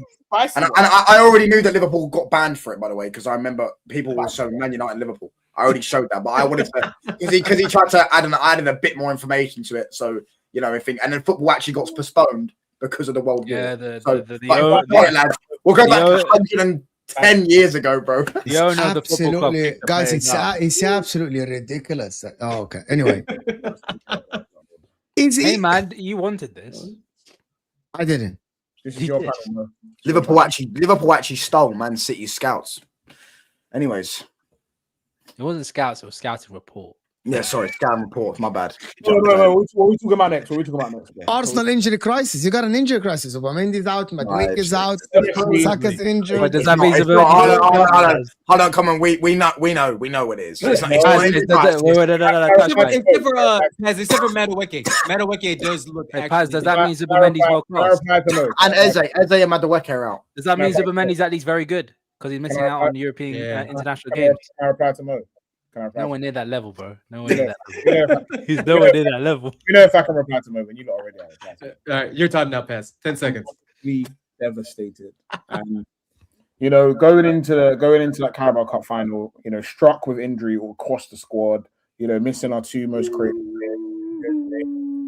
And you know, we had no chance coming up against the Man City Goliaths. And now it seems to have gotten worse. I mean, international break. We now have got 12 players injured. So if we do happen to bottle this league, that will be my excuse. So all my players are injured, and despite this, I do believe we will overcome this 12-man squad. I just really hope that Arteta, you know, the manager, the great manager he is, can miraculously, you know, bring all these players back to life. Yeah. Hopefully, you have some players that are stylistically similar on the bench that can kind of fit the same profile. Yeah, it's tough. I agree. Yeah. Yes, it's gonna be a tough end to the season, but I do think you know we've prepared well, and you know, so if anyone feels sorry for me, feel free. You know, we are injury laden, as they say.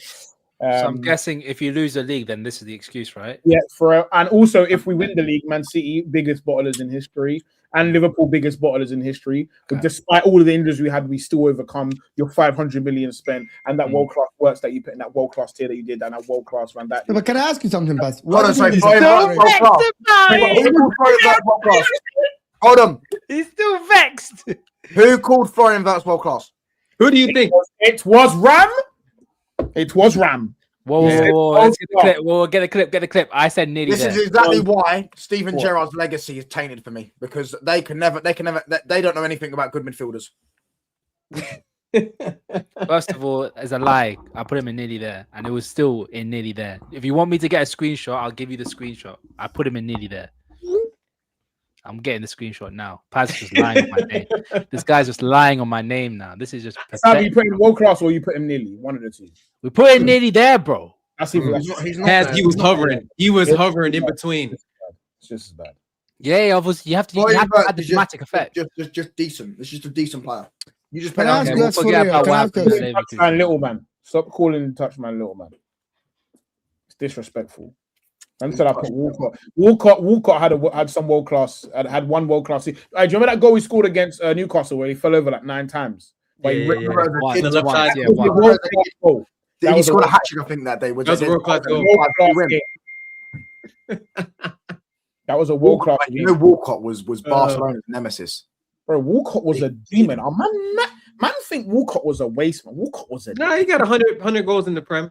Yeah, Walcott had 100 goals. 100 goals is very hard to get, you know. Walcott had literally 99. Theo Walcott's got 100 goals in the Premier League. Yeah, I think he's so. a shooter.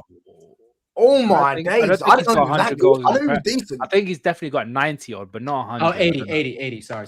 Oh, 80. Maybe you got had a lot of injuries. You would have hit 100. Yeah. Brother, that 99 pace was stupid, bro. I remember when we had Sanchez, Welbeck, and Walcott. That was in the era when no defender had pace, and he was the only one that had pace in this world. It was stupid. It was fake. He was fake. He was fake, bro. Walcott was a booter, man. How did we get on Theo Walcott? Go ahead, Mo. It's your show. What? I blame Mo. Walcott's actually got more Champions League goals than Fabinho. So according to Mo, he's a better You Champions League think? player. It doesn't matter. It's not my show anymore. Yeah, no, it's your show. Oh, is We're this just panelists. happening on the Ram stand? Is it happening on Touchline Facts? Is it happening Yeah. on Can we, No, it's happening on KG's channel. No, it's on your channel, Mo. Footy Judge Mo. It's on your channel.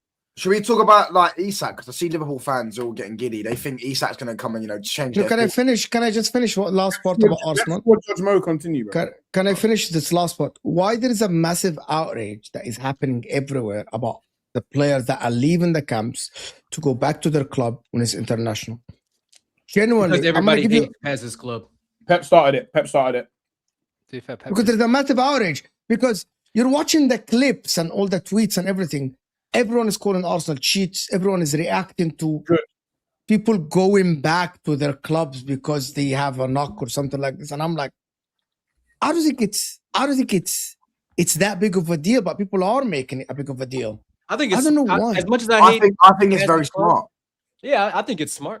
I think Me it's too. And I'm I like, think I that don't know was why my there's a club massive one. outrage then. Personally, I think this international break shouldn't even be a thing because why the fuck are England playing Uruguay in a friendly? Like, who cares? Do you know what I'm saying? So they I have a right to. It's not as if it's qualifiers, it's not as if it's Nations League. Things that could actually somewhat mean something. It's international friendlies. For me, they Nations League. Hold on. For me, I understand. Hold on. I understand that they have to get the World Cup qualifiers in because people need to know if their country's going to the World Cup to save money for the World Cup, right? Yeah. But the big nations are already pretty much qualified, other than Italy, right? So why the hell are the big nations even playing? They might as well just keep them players on and just like how they do for AFCON. They just send the African players in mid-season.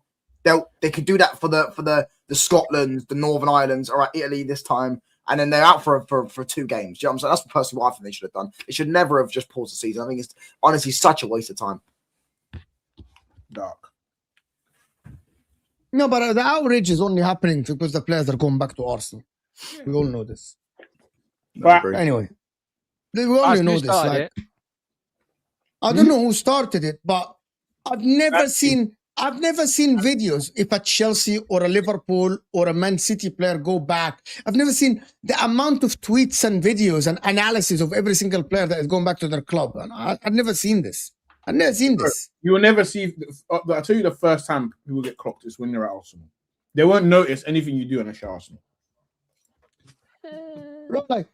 Like having a separate video or a segment of a show just to, oh my God, why are Arsenal pulling their players back to their club or articles? It's kind of weird. Like, It's just cringe, bro. It gets clicks in it. Arsenal get clicks, bro. Do you know what I'm saying? Arsenal. When you mention Arsenal, Man United, especially, you get clicks, bro. Do you know what I'm saying? It's just the truth. Don't get me wrong. When you mention Man United, you know what I'm saying? We're talking big clubs here. You know what I mean? Not them bum clubs that down at the bottom with me to my left and right. You know what I'm saying? Before we move on, I want to ask something about before we move on to Liverpool and Isak. The Lewis-Skelly to Man United thing, is that something that people should entertain? Man United getting Lewis-Skelly. Why not? I don't want him. I don't want him. He's not. I think he's a good player. He's not getting chances at Arsenal. He's their choice left back. I don't think it only makes sense that he leaves your club. Yeah, he's a good player, but the thing is, what I don't get is he's not a left back that I want. I want a left back that overlaps and defends. He's a left back that inverts and goes in midfield. So if we're going to buy him as a midfielder, if we buy him as a midfielder, I'll go. I like that. I wouldn't mind that as a midfield option. That's a great option to have. Do you know what I'm saying? As a midfield. If you left, Paz, what would you want? Like money wise, how much would you want, Paz? If he left, nothing. What do you mean? Like if he goes, I know you don't want to sell him. You rate him. I want something. Yeah, but he's your third choice left back, so it's unfair to the kid. If you're him, you should want to leave. If you're Wanyeri, you should want to leave. Has he signed a new deal? Has he signed a new deal? Yeah, he got a new deal, but he's not playing. We were just having a conversation. Kids aren't playing for 5 minutes now. They need to leave. Because he hasn't played for more than 5 minutes. Because he hasn't His played. contract expires in Played 2030. at all, bro. You're a baby. You're a baby, bro. But Paz, this team, is the thing. Last year, you introduced him to a 5-star restaurant, right? He was playing week in, week out for Arsenal, Champions League, with that fantastic performance away at Real Madrid in the Champions League. He scored on his England debut. He was a regular getting called up for England. So all I'm saying is if you're Lewis-Skelly, you get accustomed to that 5-star restaurant, and then all of a sudden they're like, yo, you got to eat at McDonald's. You're not going to get any opportunities. I'm just saying from his perspective, and then you go out and then you see that they got Calafiori, who was there last year, and then they went out and got Hincapié, who's also ahead of him. I'm just saying if I was him, I would want to play. Oh, here's my rebuttal. When you go on holiday and you have a great time, yeah, it's sometimes just to see, what life can be. Sometimes you go, for example, some people go on holiday to Dubai. They spend 10 bags that week. They earn 40K a year. They spend a fourth of their entire year's money in Dubs in 1 week. That doesn't mean that that's going to be your lifestyle forever. You have to go back home and work, and that can be your life. That is Miles Lewis-Skelly. Go backyard, work, wait, and that's going to be you because you have the quality. Start at the bottom. You went Dubs, enjoy. You enjoy Right, but what I'm saying, but nowadays kids don't want to wait. They want to play. They need to know. They need to play. They need to play. Yeah. Why? Who told you this? Who told you that a 19-year-old? How else are you going to develop, bro? First of all, a 19-year-old does not need to play 60 games a season. I'm not. Don't get me wrong. I agree that he's gone from all the way at the top to all the way to the bottom. However, next year, but then I'm this is the problem. For him. But Pez, This is the problem. He's only. Oh, go ahead, Ram. I was gonna say he's only playing 5 minutes, like 5 minutes here and there. That's not development, bro. That's the thing. And he has to. I'm not saying he has to go and play 60 games a season, bro, but at least play like a 30, 40 games a season. Just You're right, man. You're right. The thing is, the stakes are mad high. You got to eat that. That's why you have to go out on loan, bro. Pez, you do that next year. You do that next year. Pez, is Hincapié, is he an obligation or is he a potential buy? Honestly, can't remember. Hincapié, they'll sign him. But even then, like, I'm just saying, look, Hincapié is a loan with an option to buy, but they're gonna redeem him. Calafiori's still relatively, like, Calafiori's what, like 23, 24?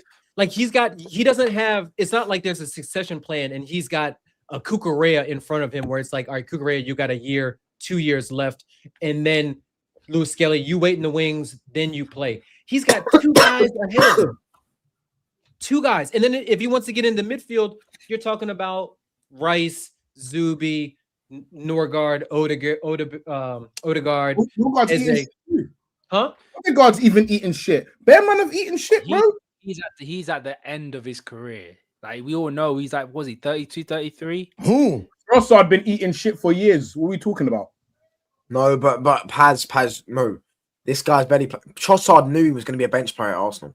He knew he was going to be. He's a bench player in general. Hold on, you think Trossard went from booting off at Brighton, and his only competition was a 20-year-old, and he thought in his head, yeah, I'm the dickhead that's going to play behind this 20-year-old. You think that's in Trossard's head? Do you remember what he was doing at Brighton? Martinelli was doing more that season. He was doing absolutely piss all. Martinelli equaled the record for the most goals scored by a Brazilian in the Premier League. Who's the other Brazilian? Firmino, Cunha. Firmino scores no fucking goals, and Cunha scores no fucking goals. Who's the other one? He scores no goals. What do you mean? They scored 15, bro, in both in the Premier League. Oh my god! 15. Guys, did you say Odegaard or Norgard? Did you say Odegaard or Norgard? I heard Norgard. Yeah, I said Norgard. Yeah, you. I'm sure he said Odegaard. I'm sure he said Odegaard. No. The chat's right. I'm sure. I said both. Oh, you said both. I was talking about Norg. If he actually listened to what I said Norgard. Idiots, bro. I swear to God. Yeah, the thing is, Skelly. Shut your mouth.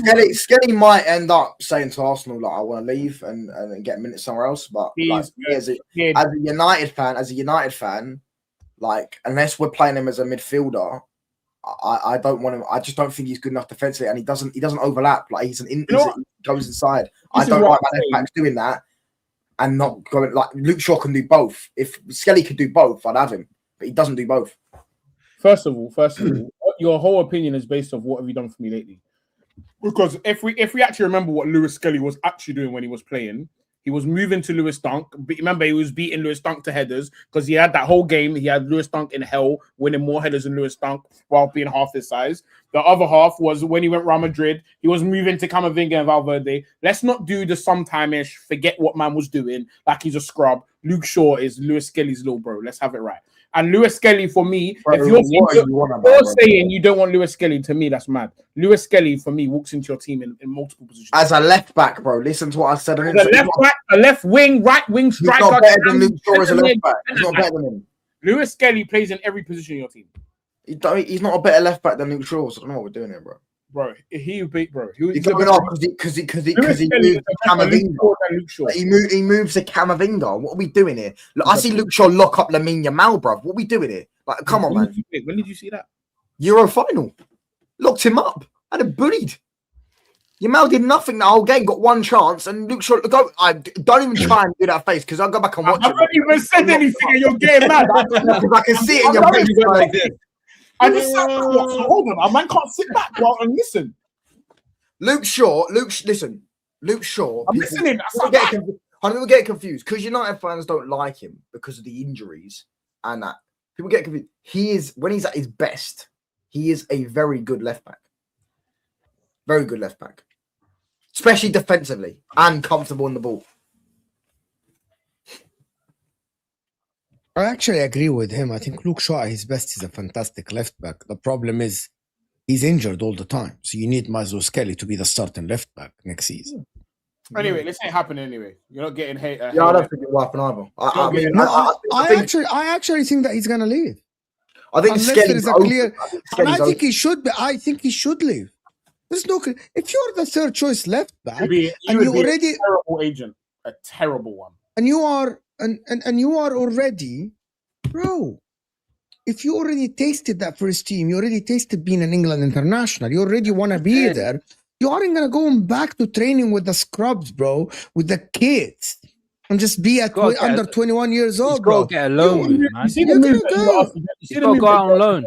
Can you name it to Man United? It might be not. It might be to somewhere else. It might be somewhere else. Question. The move that you're suggesting, who has done that successfully? Out of curiosity, who?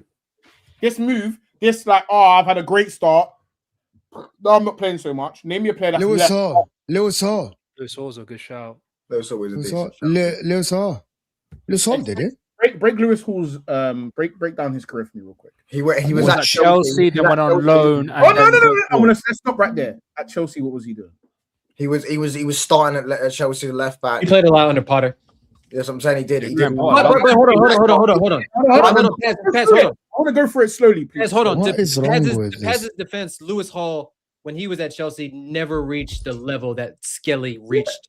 He never did. Yes, he never did. Which just makes it worse. I'm not saying he's a bad player. You know what makes it worse? Yeah. I remember that 4-1 game. Do you remember that 4-1 game, KG? Lewis Hall, he put on a plate.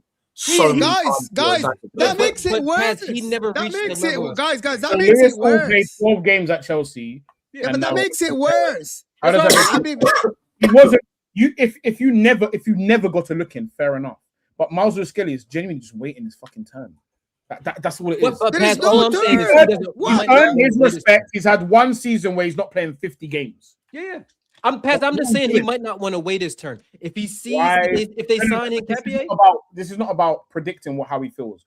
This conversation is more about what you think he should do. Because Mo is saying he thinks Lewis-Skelly should leave.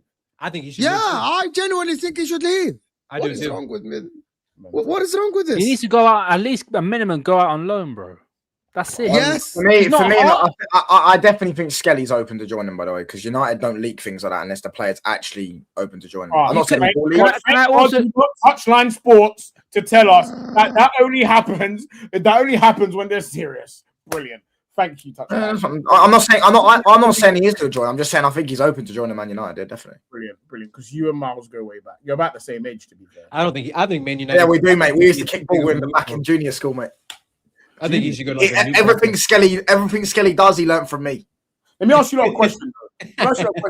What about How many games do you think Miles Lewis-Skelly's played in the Premier this year? I'm looking at his 14? minutes now. He's got 312 minutes in the Prem this year. bloody hell? I thought it'd be about 600 at bare minimum. Hey. He's got. Go ahead. Eat that. Aiden Heaven's a good shout, you know. Aiden Heaven's baller. Aiden Heaven didn't play at Arsenal. This is what I'm saying. You cannot. Can I give you a good example? What about Thibaut Courtois? What about him? Wasn't he at Chelsea at first, then went to Atletico on loan and came back? Did he bust the first team though? He never actually. He went straight to Atletico from Genk. I thought he played for Chelsea for a little bit, then went back on loan. Sometimes in your He never career, played for us until he came back on loan. it isn't always going to be like this. Sometimes you just got. Yeah. No, look, that's the risk, right? You have to understand that with all players. I'm just saying, if I was Lewis-Skelly and I had the season that I had last year, and then they go out and they bring in Hincapié, and your terrorist manager is playing Hincapié and Calafiori over me after what I showed you last year. I'm just saying, I'd rather play. This is just me, KG. I would rather play. I don't understand. KG is correct. I don't understand Paz's point. If he's the second choice left back and he's getting some games, yes. He's third, Mo. I know, but if you're a third choice left back, you and the two ahead of you are literally less than. And the two ahead of you are less than 25 years old. That means none of them in the next 2, 3, 4 years, you aren't looking to move them on, and your manager likes them. Unless I have a clear path in the middle, why am I staying? Am I staying for what? Am I staying for what chance am I getting? Based on what makes you think that Miles Lewis-Skelly, for example, isn't being? I'll put it this way: Miles Lewis-Skelly is originally a centre mid, yeah. So this is why I also think it's important for these players to actually not watch these shows and like take advice from people that ain't got a clue, or like people in the media that don't know the personal sorrow. Yeah. So for me, yeah, like an example. KG, where did subscribe to all the channels. Link in the description. KG, where did Lewis all start? For me, left-sided midfielder. For me, yeah, it's like why you don't know? For example, I even heard murmurs of Arteta's plan to convert him into a centre mid. We also like, for example, this year is very high stakes, and I also think sometimes if you're going to be part of a team, you got to watch it. I agree with that. You got to eat the scenario because now we're close on the cusp of history. Right now, I agree. You got to sit down and eat this. And don't get me wrong, next year you should have a conversation with the manager and say, "Cool, what's my development plan? How do you see me?" If now Arteta turns around and says, "Yeah, I'm not gonna lie, you're probably gonna have to eat this season too," then cool, fair enough. But if you've had to eat something for one season at 19, I think you'll be all right, bro. I genuinely think you'll be all right. You lot's opinion makes sense if Arteta sat him down and said, "I'll be honest, you're gonna have to eat until Hincapié and Calafiori are." But you know what? If I'm Lewis-Skelly, and the second that I see that Arsenal activates that buy clause for Hincapié, the writing is on the wall. Hincapié wasn't bought as a left back, first of all. I know, but he's playing there though. Yeah, but you lot definitely was. What if we get Tonali? What if we get Tonali? Hold on. You lot was saying, yeah, that as soon as he bought Hincapié, you lot think that he should have left. Hincapié was. What do you think? What do you think? I'm gonna get there. Hincapié was bought as a backup to Gabriel or competition to Gabriel. Right. So no one thought they was gonna see Hincapié playing left back. Hincapié started playing left back because Calafiori was injured and Miles Lewis-Skelly was injured. But Hincapié also plays left back for Ecuador. Hincapié had to play there though. So that's when we saw Hincapié at left back. Right. So this whole scenario is actually just unfortunate, and he's gonna have to wait his turn. So, but Pat, when Calafiori was injured, what do you mean his turn? He doesn't explain what does that mean. His turn. Lewis-Skelly is on the bench. I'll give an example of what your turn. So KG, sorry, what does it mean? His turn? I have no idea. I'll give an example. For example, when you're a young player, sometimes there's going to be more experienced players, and this moment isn't to bring young players through. Agreed. Your turn to win big titles.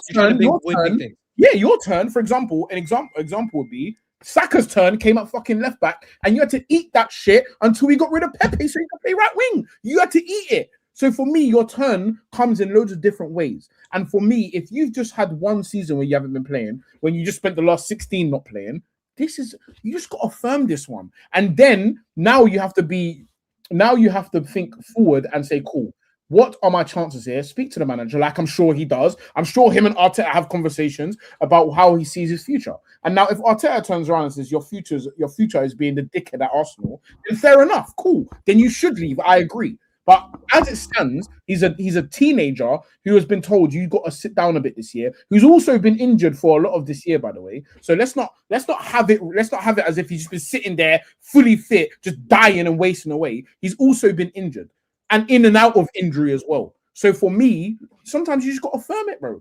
You got to just wait. And people saying he's not good enough midfielder. Please break down the games that you've watched him in midfield and you think he's not good enough. I actually think he's a better midfielder than he is a left back. Most people haven't even seen him in midfield. This midfield you've seen when he's come inside as a left back and he murdered people for a whole year. So if people saying he's not good enough midfielder, you're just strange and you're just saying stuff. Like, that still don't change the fact. That still don't change the fact that 300 minutes, bro. That's Chiesa minutes, bro. That's Chiesa stuff, man. And we're talking about a player that has the potential to be a top player in the Premier League. And the reason why I always look at the likelihood, right? And the fact that you guys are going to probably extend Nketiah, as in you're going to sign him up. You already got cauliflower. I was about to say Calafiori there. So you already have Calafiori there. What is the likelihood that he's going to play at left back? And the fact that you're getting linked with midfielders like Tonali, like there has to be a. If I'm Lewis-Skelly, I'm like, I don't see any minutes here. I might as well go out on loan. Paz already answered. Paz, you already answered. You said yes. Maybe this season you aren't being because Arsenal you aren't being given minutes and stuff. There's a lot of things on the line. But I'm thinking if Nketiah stays and Calafiori stays, he might not have a place. If Arteta tells him, listen, you're going to be one of the pillars in the midfield. You might not start every game, but you're going to be similar to Moreno, for example. Moreno might not be a starter for Arsenal, but Moreno's a big part of the squad before he got injured. He's played in 27 games. If he's part of that, yes. But if Mikel Arteta turns to him and I'm like, no, this season I still have Nketiah and Calafiori as my starting left backs. You are being a 5th choice or 6th choice central midfielder. You might not get a lot. I think if there is a club like Man United coming in with the money, with a good contract, he should go. By the end of this year, Lewis-Skelly would have at least played 35 games at 19. And had he not... I can't tell you how many minutes. I know exactly how much Lewis-Skelly. I know exactly how much Lewis-Skelly. Lewis-Skelly for Arsenal, as it stands, played 3,600 minutes. Right? 3,600 minutes. What, 66 in games. Season? No, this season, over his career. Why are you saying this season only? Lewis-Skelly is not an established player just joined. Lewis-Skelly is a youngster that brought up, so you gotta measure the minutes overall.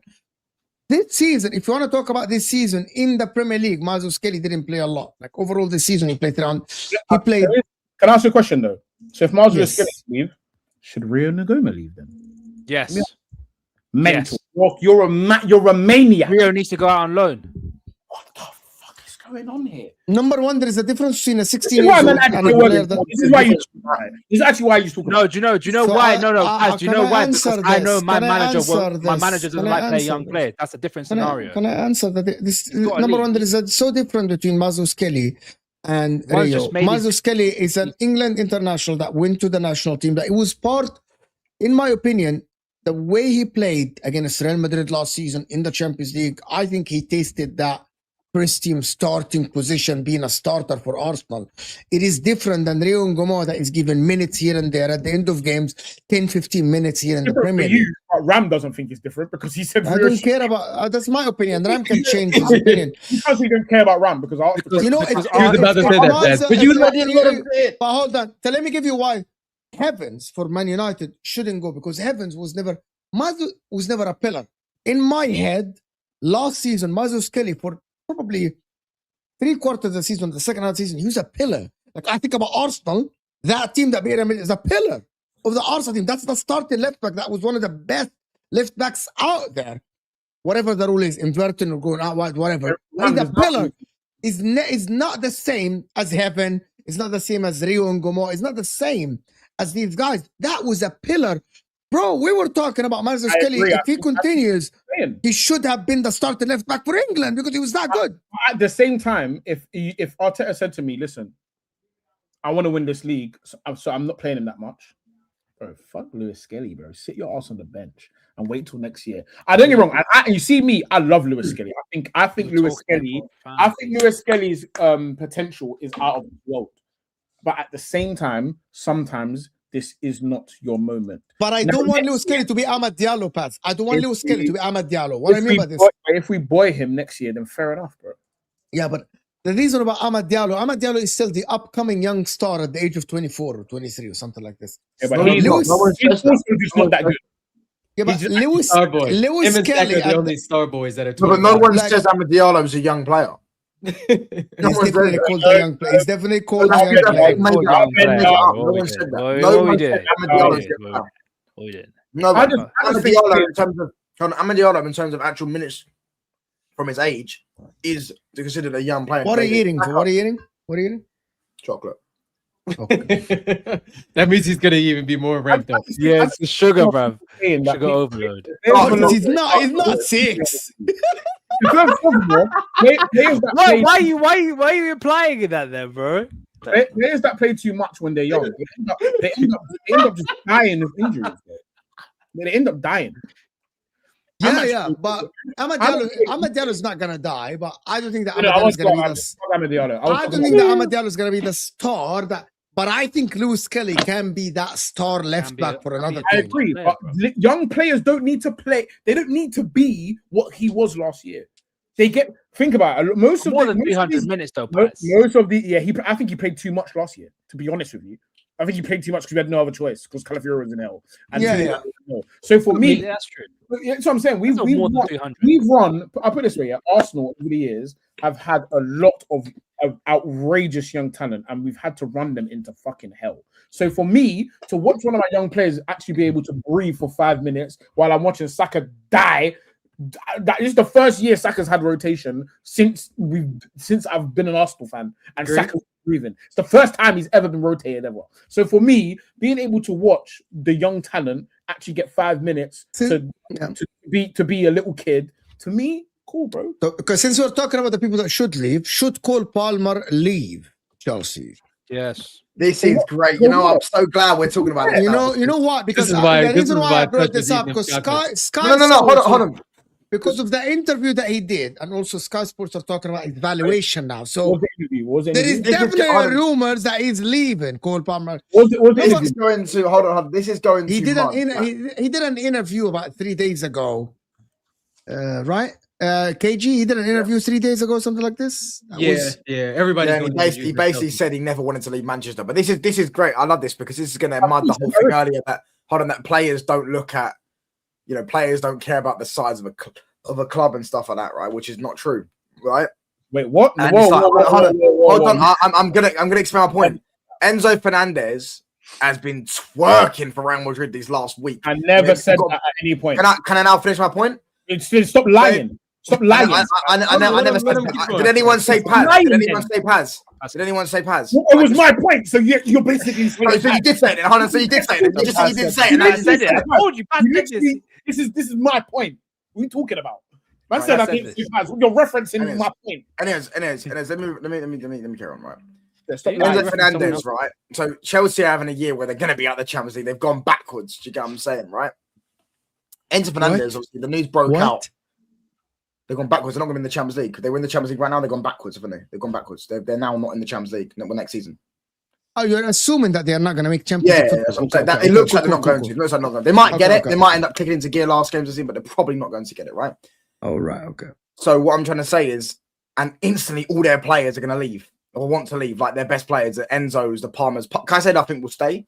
But Enzo, obviously, the news broke out about Ben Jacobs said that his dream move is Real Madrid. He's entered an interview on Twitch or something like that, where he's saying that he'd love to live in Madrid. If there's any place he wants to live in the world, it's Madrid. And he loves Madrid because he can speak Spanish there. He feels more comfortable there. He's basically literally doing a whole Nicki Minaj on stage to Real Madrid. And Cole Palmer then come out in an interview as well in the same week and said, I wish I never left Manchester and stuff. And I never wanted to leave Manchester. Right. And now, you know what I'm saying? What I'm trying to get at is this shows that Chelsea, why size of a club does matter, because Chelsea have had 1 year now, they're going to be out of the Champions League from being in it.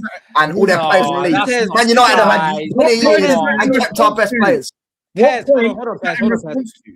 How does that mean? This has nothing to do with Man United and everything to do with the shit show that all of this that he said is because he wants to say that our players never left. That's what I'm saying. That's what I'm saying. You're saying You had no one to leave. You had nobody. Bruno Fernandez could stop for your club. He's not for every club on the planet. For every club on the planet. Who's going to leave? Who? Name me the players that was going to leave. Bruno. Hold on. Bruno. Pogba.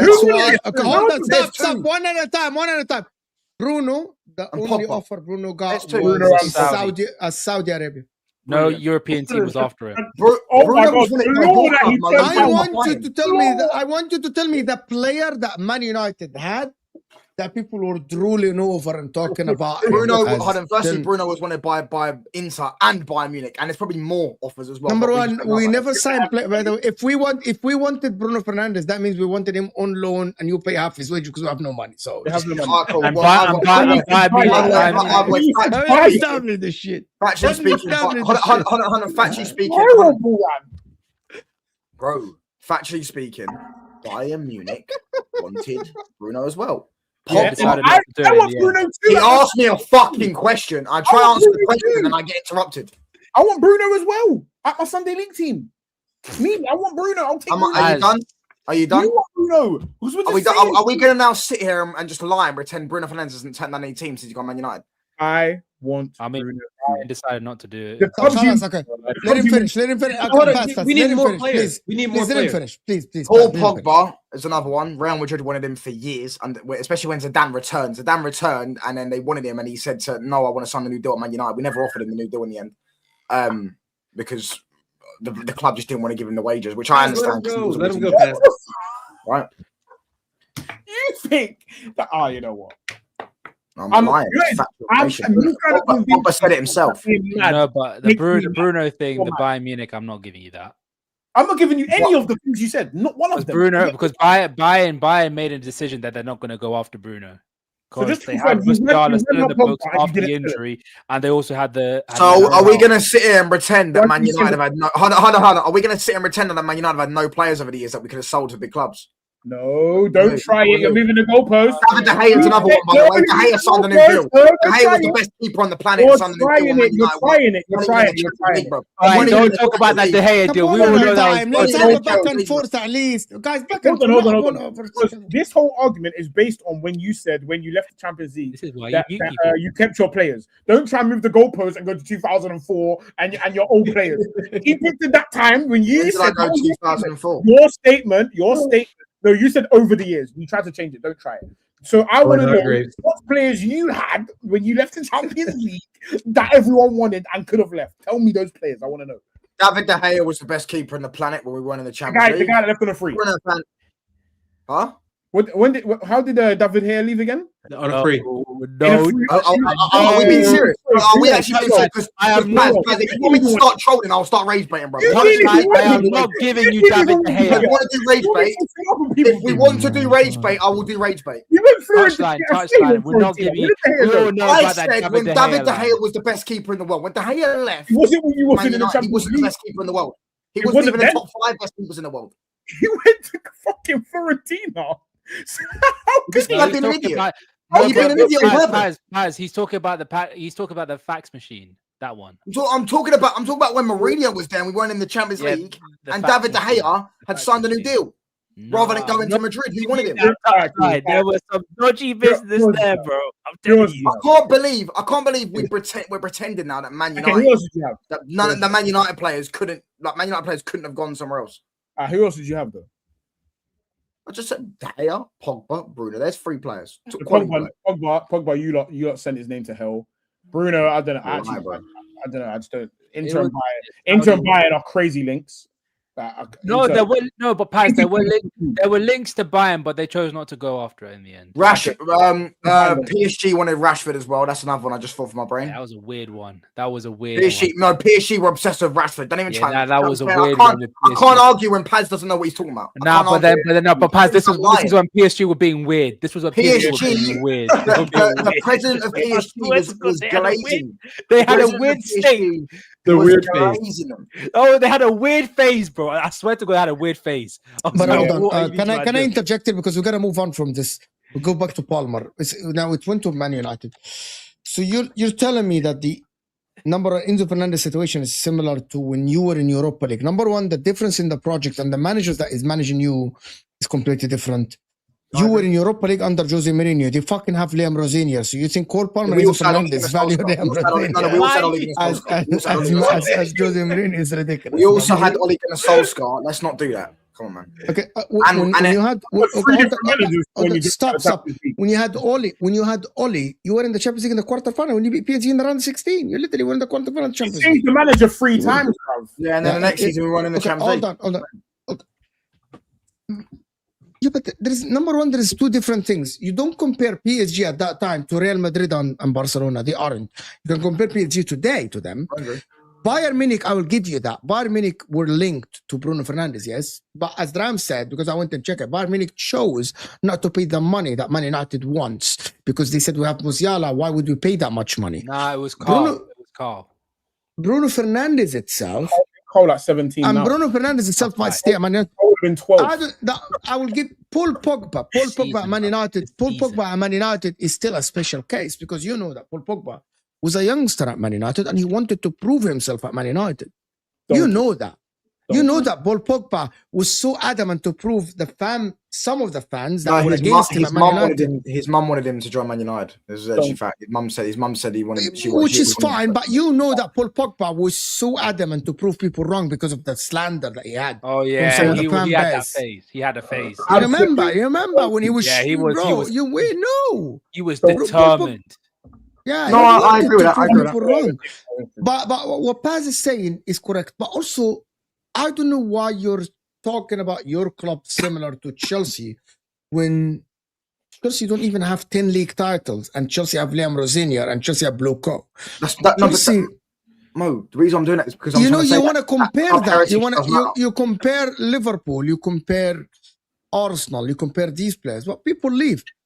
But I don't know why you took the Palmer situation to Man United. Can you let him explain why this means your heritage means something? Because we've got more heritage in Chelsea. Can I go back to Cole Palmer leaving fucking Chelsea before we actually go back to Man United? Why did you make it about... You know, when people talk about Liverpool, main character syndrome, you literally took it to a main character syndrome. Yeah, but we are the main character. We don't need to be... Exactly the point. I want to move on, Ram. Can I go back to Palmer, Ram? I'm sorry. Can I move... Like this is... You know how long this took? 15 minutes since I put the timestamp. We're talking about Palmer. We're talking about fucking Man United. I play pass. It has been 12 minutes. It's 12 minutes. I asked one question about Palmer. It's 12 minutes. And then we're talking about the heritage of Man United and players didn't want to leave Man United. Who's the person that keeps bringing it to Man United, bro? Yours truly, pal. Yours truly, mate. Biggest club in the world, mate. Anyway, can we go back? Guys, it's been an hour. And Chelsea, just want to know you're a feeder club to big boy Man United. You're not the only ones. Yeah, I'm saying. Yeah, because you've stolen all of As would know about that man, Robin Van Persie and Sanchez and all that. We're not doing this again. We're bringing back the clubs to Man United. You talk a lot about the past, bro. You actually need to move on, bro. I mean, talk about the now, mate. We're soon to be back on our fucking purge, lad. You fucking hope back. You wouldn't know. You can't say back if you weren't there when it was a purge. You can't say it. All right, mate. I'll have you fucking know. Paz a purge. What we doing? I'll have you fucking know. I'll have you fucking know, mate. I'll have you know. I was very much there. I saw it, mate. Stop it, bro. What are you doing? This is turning into. I know it's international break. And it's funny and everything. Big panel of big clubs. What's Inter here for? Hamid. We aren't big. You know, we aren't big. I mean, we aren't big. We just have Hamid, 20 league titles, about to be 21. Mo was disrespecting Rafa Leao. We just have a triple. I mean, I'm hearing that Mo. I'm hearing you might bottle it though this season. We might. Oh, there's a possibility. Because I know you've got some tough fixtures coming up. There's 6 points. I know Napoli and AC Milan are playing each other next. Is it this weekend or next weekend? One of them. This weekend. Yeah, that's what I'm saying. So if they draw, then ideally that's what you would want.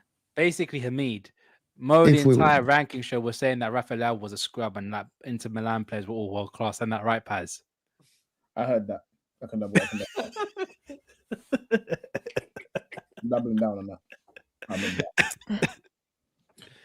That's fine, bro. Yeah, you have to deal with it, mate. You have to deal with it, mate. Get back to dealing with it, bro. Because if that's you in your proper picture, That's where Paz got vexed. You look like you're at least mid-20s, so you grew up on happy Man United fans. You're gonna have to get used to it again, pal. Yeah, I'm saying it's only so long can a club like Man United not be at the top. Only for so long, pal. Nah, KG. Paz got pissed because he put What is so long? We put DeMarco world class. Hold on, guys. Can I just move on? What is so long for you? Is it 5 or 10? I think our proper banter era came when Ole Gunnar Solskjaer was manager. That's when it started. I think when you were 15. 2014-15 was also very. It wasn't last year when you finished 15th. No, I said it started then. I'm saying it started then. That's when the decline. Like, for me, Man United being under Mourinho, finishing 6th and winning a League Cup and a Europa League is not a banter era. That's still a good season. I know it started. It's a decent season. Do you know what I'm saying? Like for me, it's like 13-14. Touchline. Do you know what's the difference between you and Man United and every other club around? Every other club in English football around. You know, there's one difference in your era since you won the league title. I keep telling you this, you're the only club out of all the big clubs in England that your name, since Alex Ferguson left, is never mentioned next to the big 2 trophies, the league or the Champions League, is never mentioned. That's a lie, though. Never mentioned.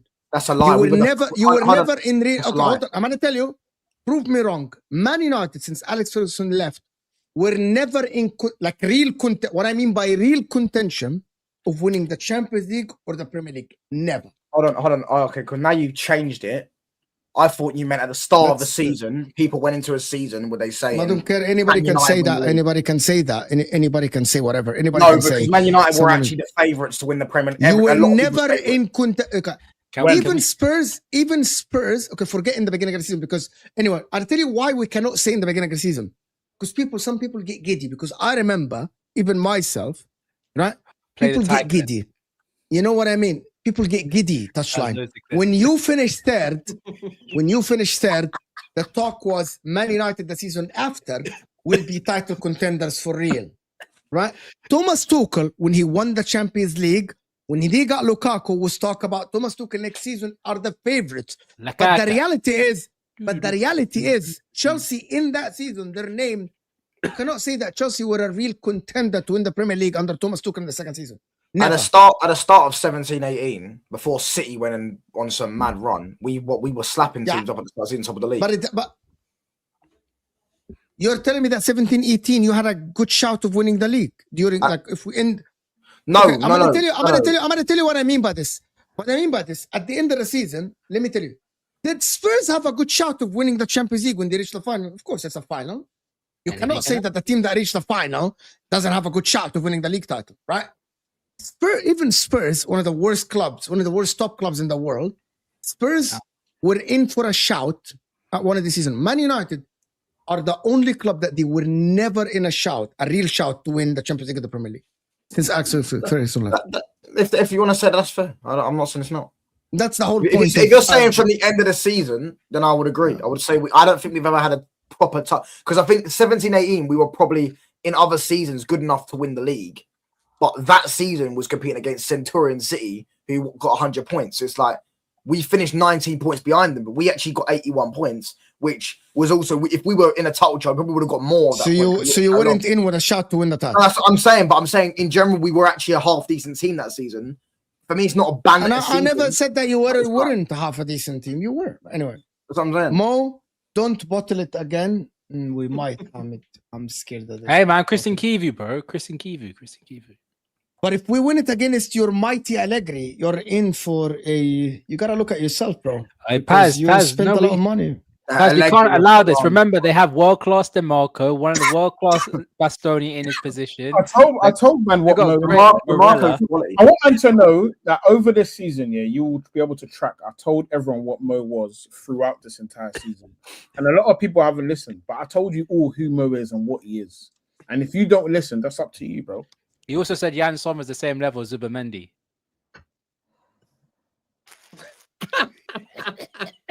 No, I didn't. You are the one who put Zubamendi down with the likes of what did he put Zubamendi with? Paz? I share a panel with scumbags.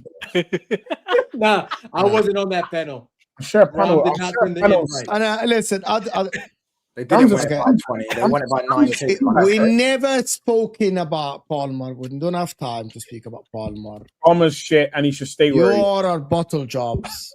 Anyway, I can wait for the international. No, we break. can speak about Palmer. We can speak about Palmer. Palmer. I don't think it's gonna happen this summer, but there are links heating up now. Man United journalists are saying that we are considering moving for Palmer because I think like it's one of those deals where it's like if you have to make it happen this season, United might do it, but I don't think we're gonna get him. I don't think Like we'll Luis Enrique, yeah. How have you managed to get this back to man? How do you manage? You know what? I tell you one. Hold on. You are honestly one of the most creative people at bringing every conversation back to Man United. I swear down, I've never seen anything like it. Somehow, it always comes back to Man United, and the next is going to be Fergie was the greatest, bro. Somehow you're going to get there. I don't know how. I don't need to say things that everyone already knows. Yeah. The reality is, how does he the greatest? Hold up, Mo, is the Cole Palmer thing not about Man United and Cole Palmer? Well, no, I didn't. I said we moved on from this. I said, should Cole Palmer leave Chelsea? That's the question. I haven't had one Man United discussion since he came on the stream. I promise you. Because I'm a Man United fan, and it's kind of my job on the show to talk about Man United. And they're a piece of shit. They're dust. We don't talk about. Why are you bringing? We don't talk about irrelevant football clubs that have got one more Premier League title than Leicester. We don't talk about them type of clubs, bro. Yeah, we don't talk to clubs that are closer to Chelsea than in Champions Hey, League. easy, Ron. Why am I catching straight? You stat padded Champions Leagues against Borussia Mönchengladbach. No. KG, you're missing the point. If you win another Champions League, you have a greater European legacy than Man United. You don't understand. Just win. If you win one more European Cup, you have a greater legacy in Europe than Man United. Now you're talking my language, bro. Now you're talking my language, Ron. You keep talking about the European Cups that you could never see. It's impossible. This show is impossible. It's impossible. It's literally impossible. It's just funny, innit? Because Liverpool fans are talking about their European Cups, but we go in there and say they beat Borussia Mönchengladbach, Tottenham Hotspur, AS Roma, and Club Brugge in the Champions League. Roma had multiple. Unfortunately for us, you know, when Man United were actually good, we actually competed against the best teams. You know, the Barcelonas, the AC Milans, the Chelsea, the Bayern Munichs. AC Milan. Not everyone got. AC Milan. Not everyone got, you know, the luxury of playing. Not everyone got the luxury of playing AS Roma. Not everyone got the luxury of playing. Yeah, multiple World Cup winners. Borussia Mönchengladbach. You guys have like a script that you guys go with? Like, yes, is that a script? I've heard this argument 100 times, you know. Yeah, I'm like, it's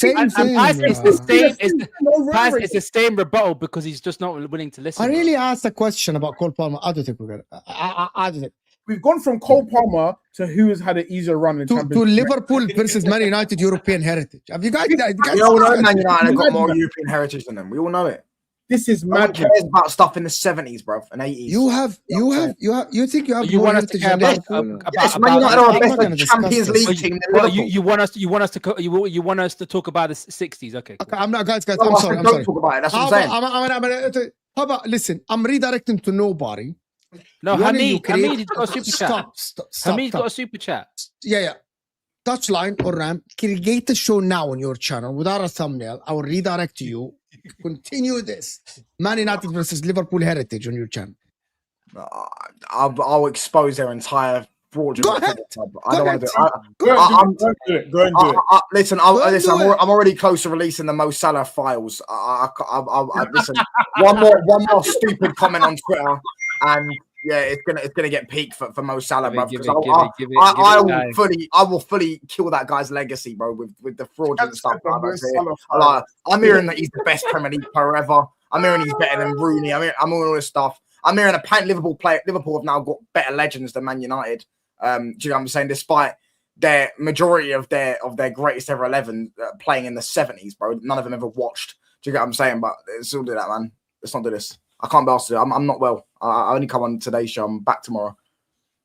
Ram, the only one who can speak about Champions League. Yeah, that's why I've beat you more times. I beat your club more times, mate. You're gonna hold that. They've won more Champions League in your own home than you have. Yeah, but you man have all been beaten by Real Madrid. What does that mean? Bro, they won 2 Champions League in Old Trafford, bro. That's nearly as much as you have got in your entirety. We've never won the Champions League at Old Trafford because we've never played the final at Old Trafford. Milan have. So and so what? I don't understand. So what does that mean? I never played the final at Old Trafford. Imagine another team has won more trophies in your own home than you have. Imagine that. Imagine. Pass and touchline. Ram and touchline shouldn't be allowed on the stream. No. Ram, cool. They've won 2 Champions Leagues at Old Trafford. What now? What does that mean? I won the Champions League at the Nou Camp more than Barca. It means nothing. It means nothing. I never played the Champions League final. It's not. I'll give you a stat though that I won the Premier League on Merseyside before you did. When have you? I won it in 2003 on Merseyside at Goodison Park. Oh, so not Anfield. I said, did I say? By the way, we won it in Merseyside.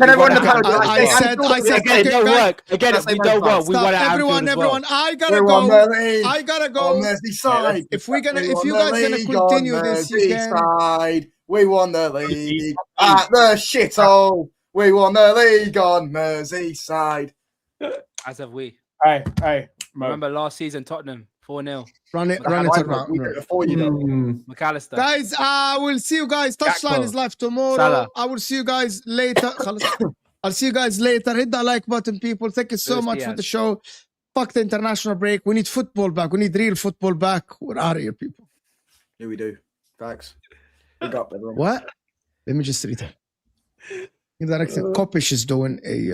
Kopish is live. Oh, who saw the stream with Hussam and my man? Oh, that shit. Wait.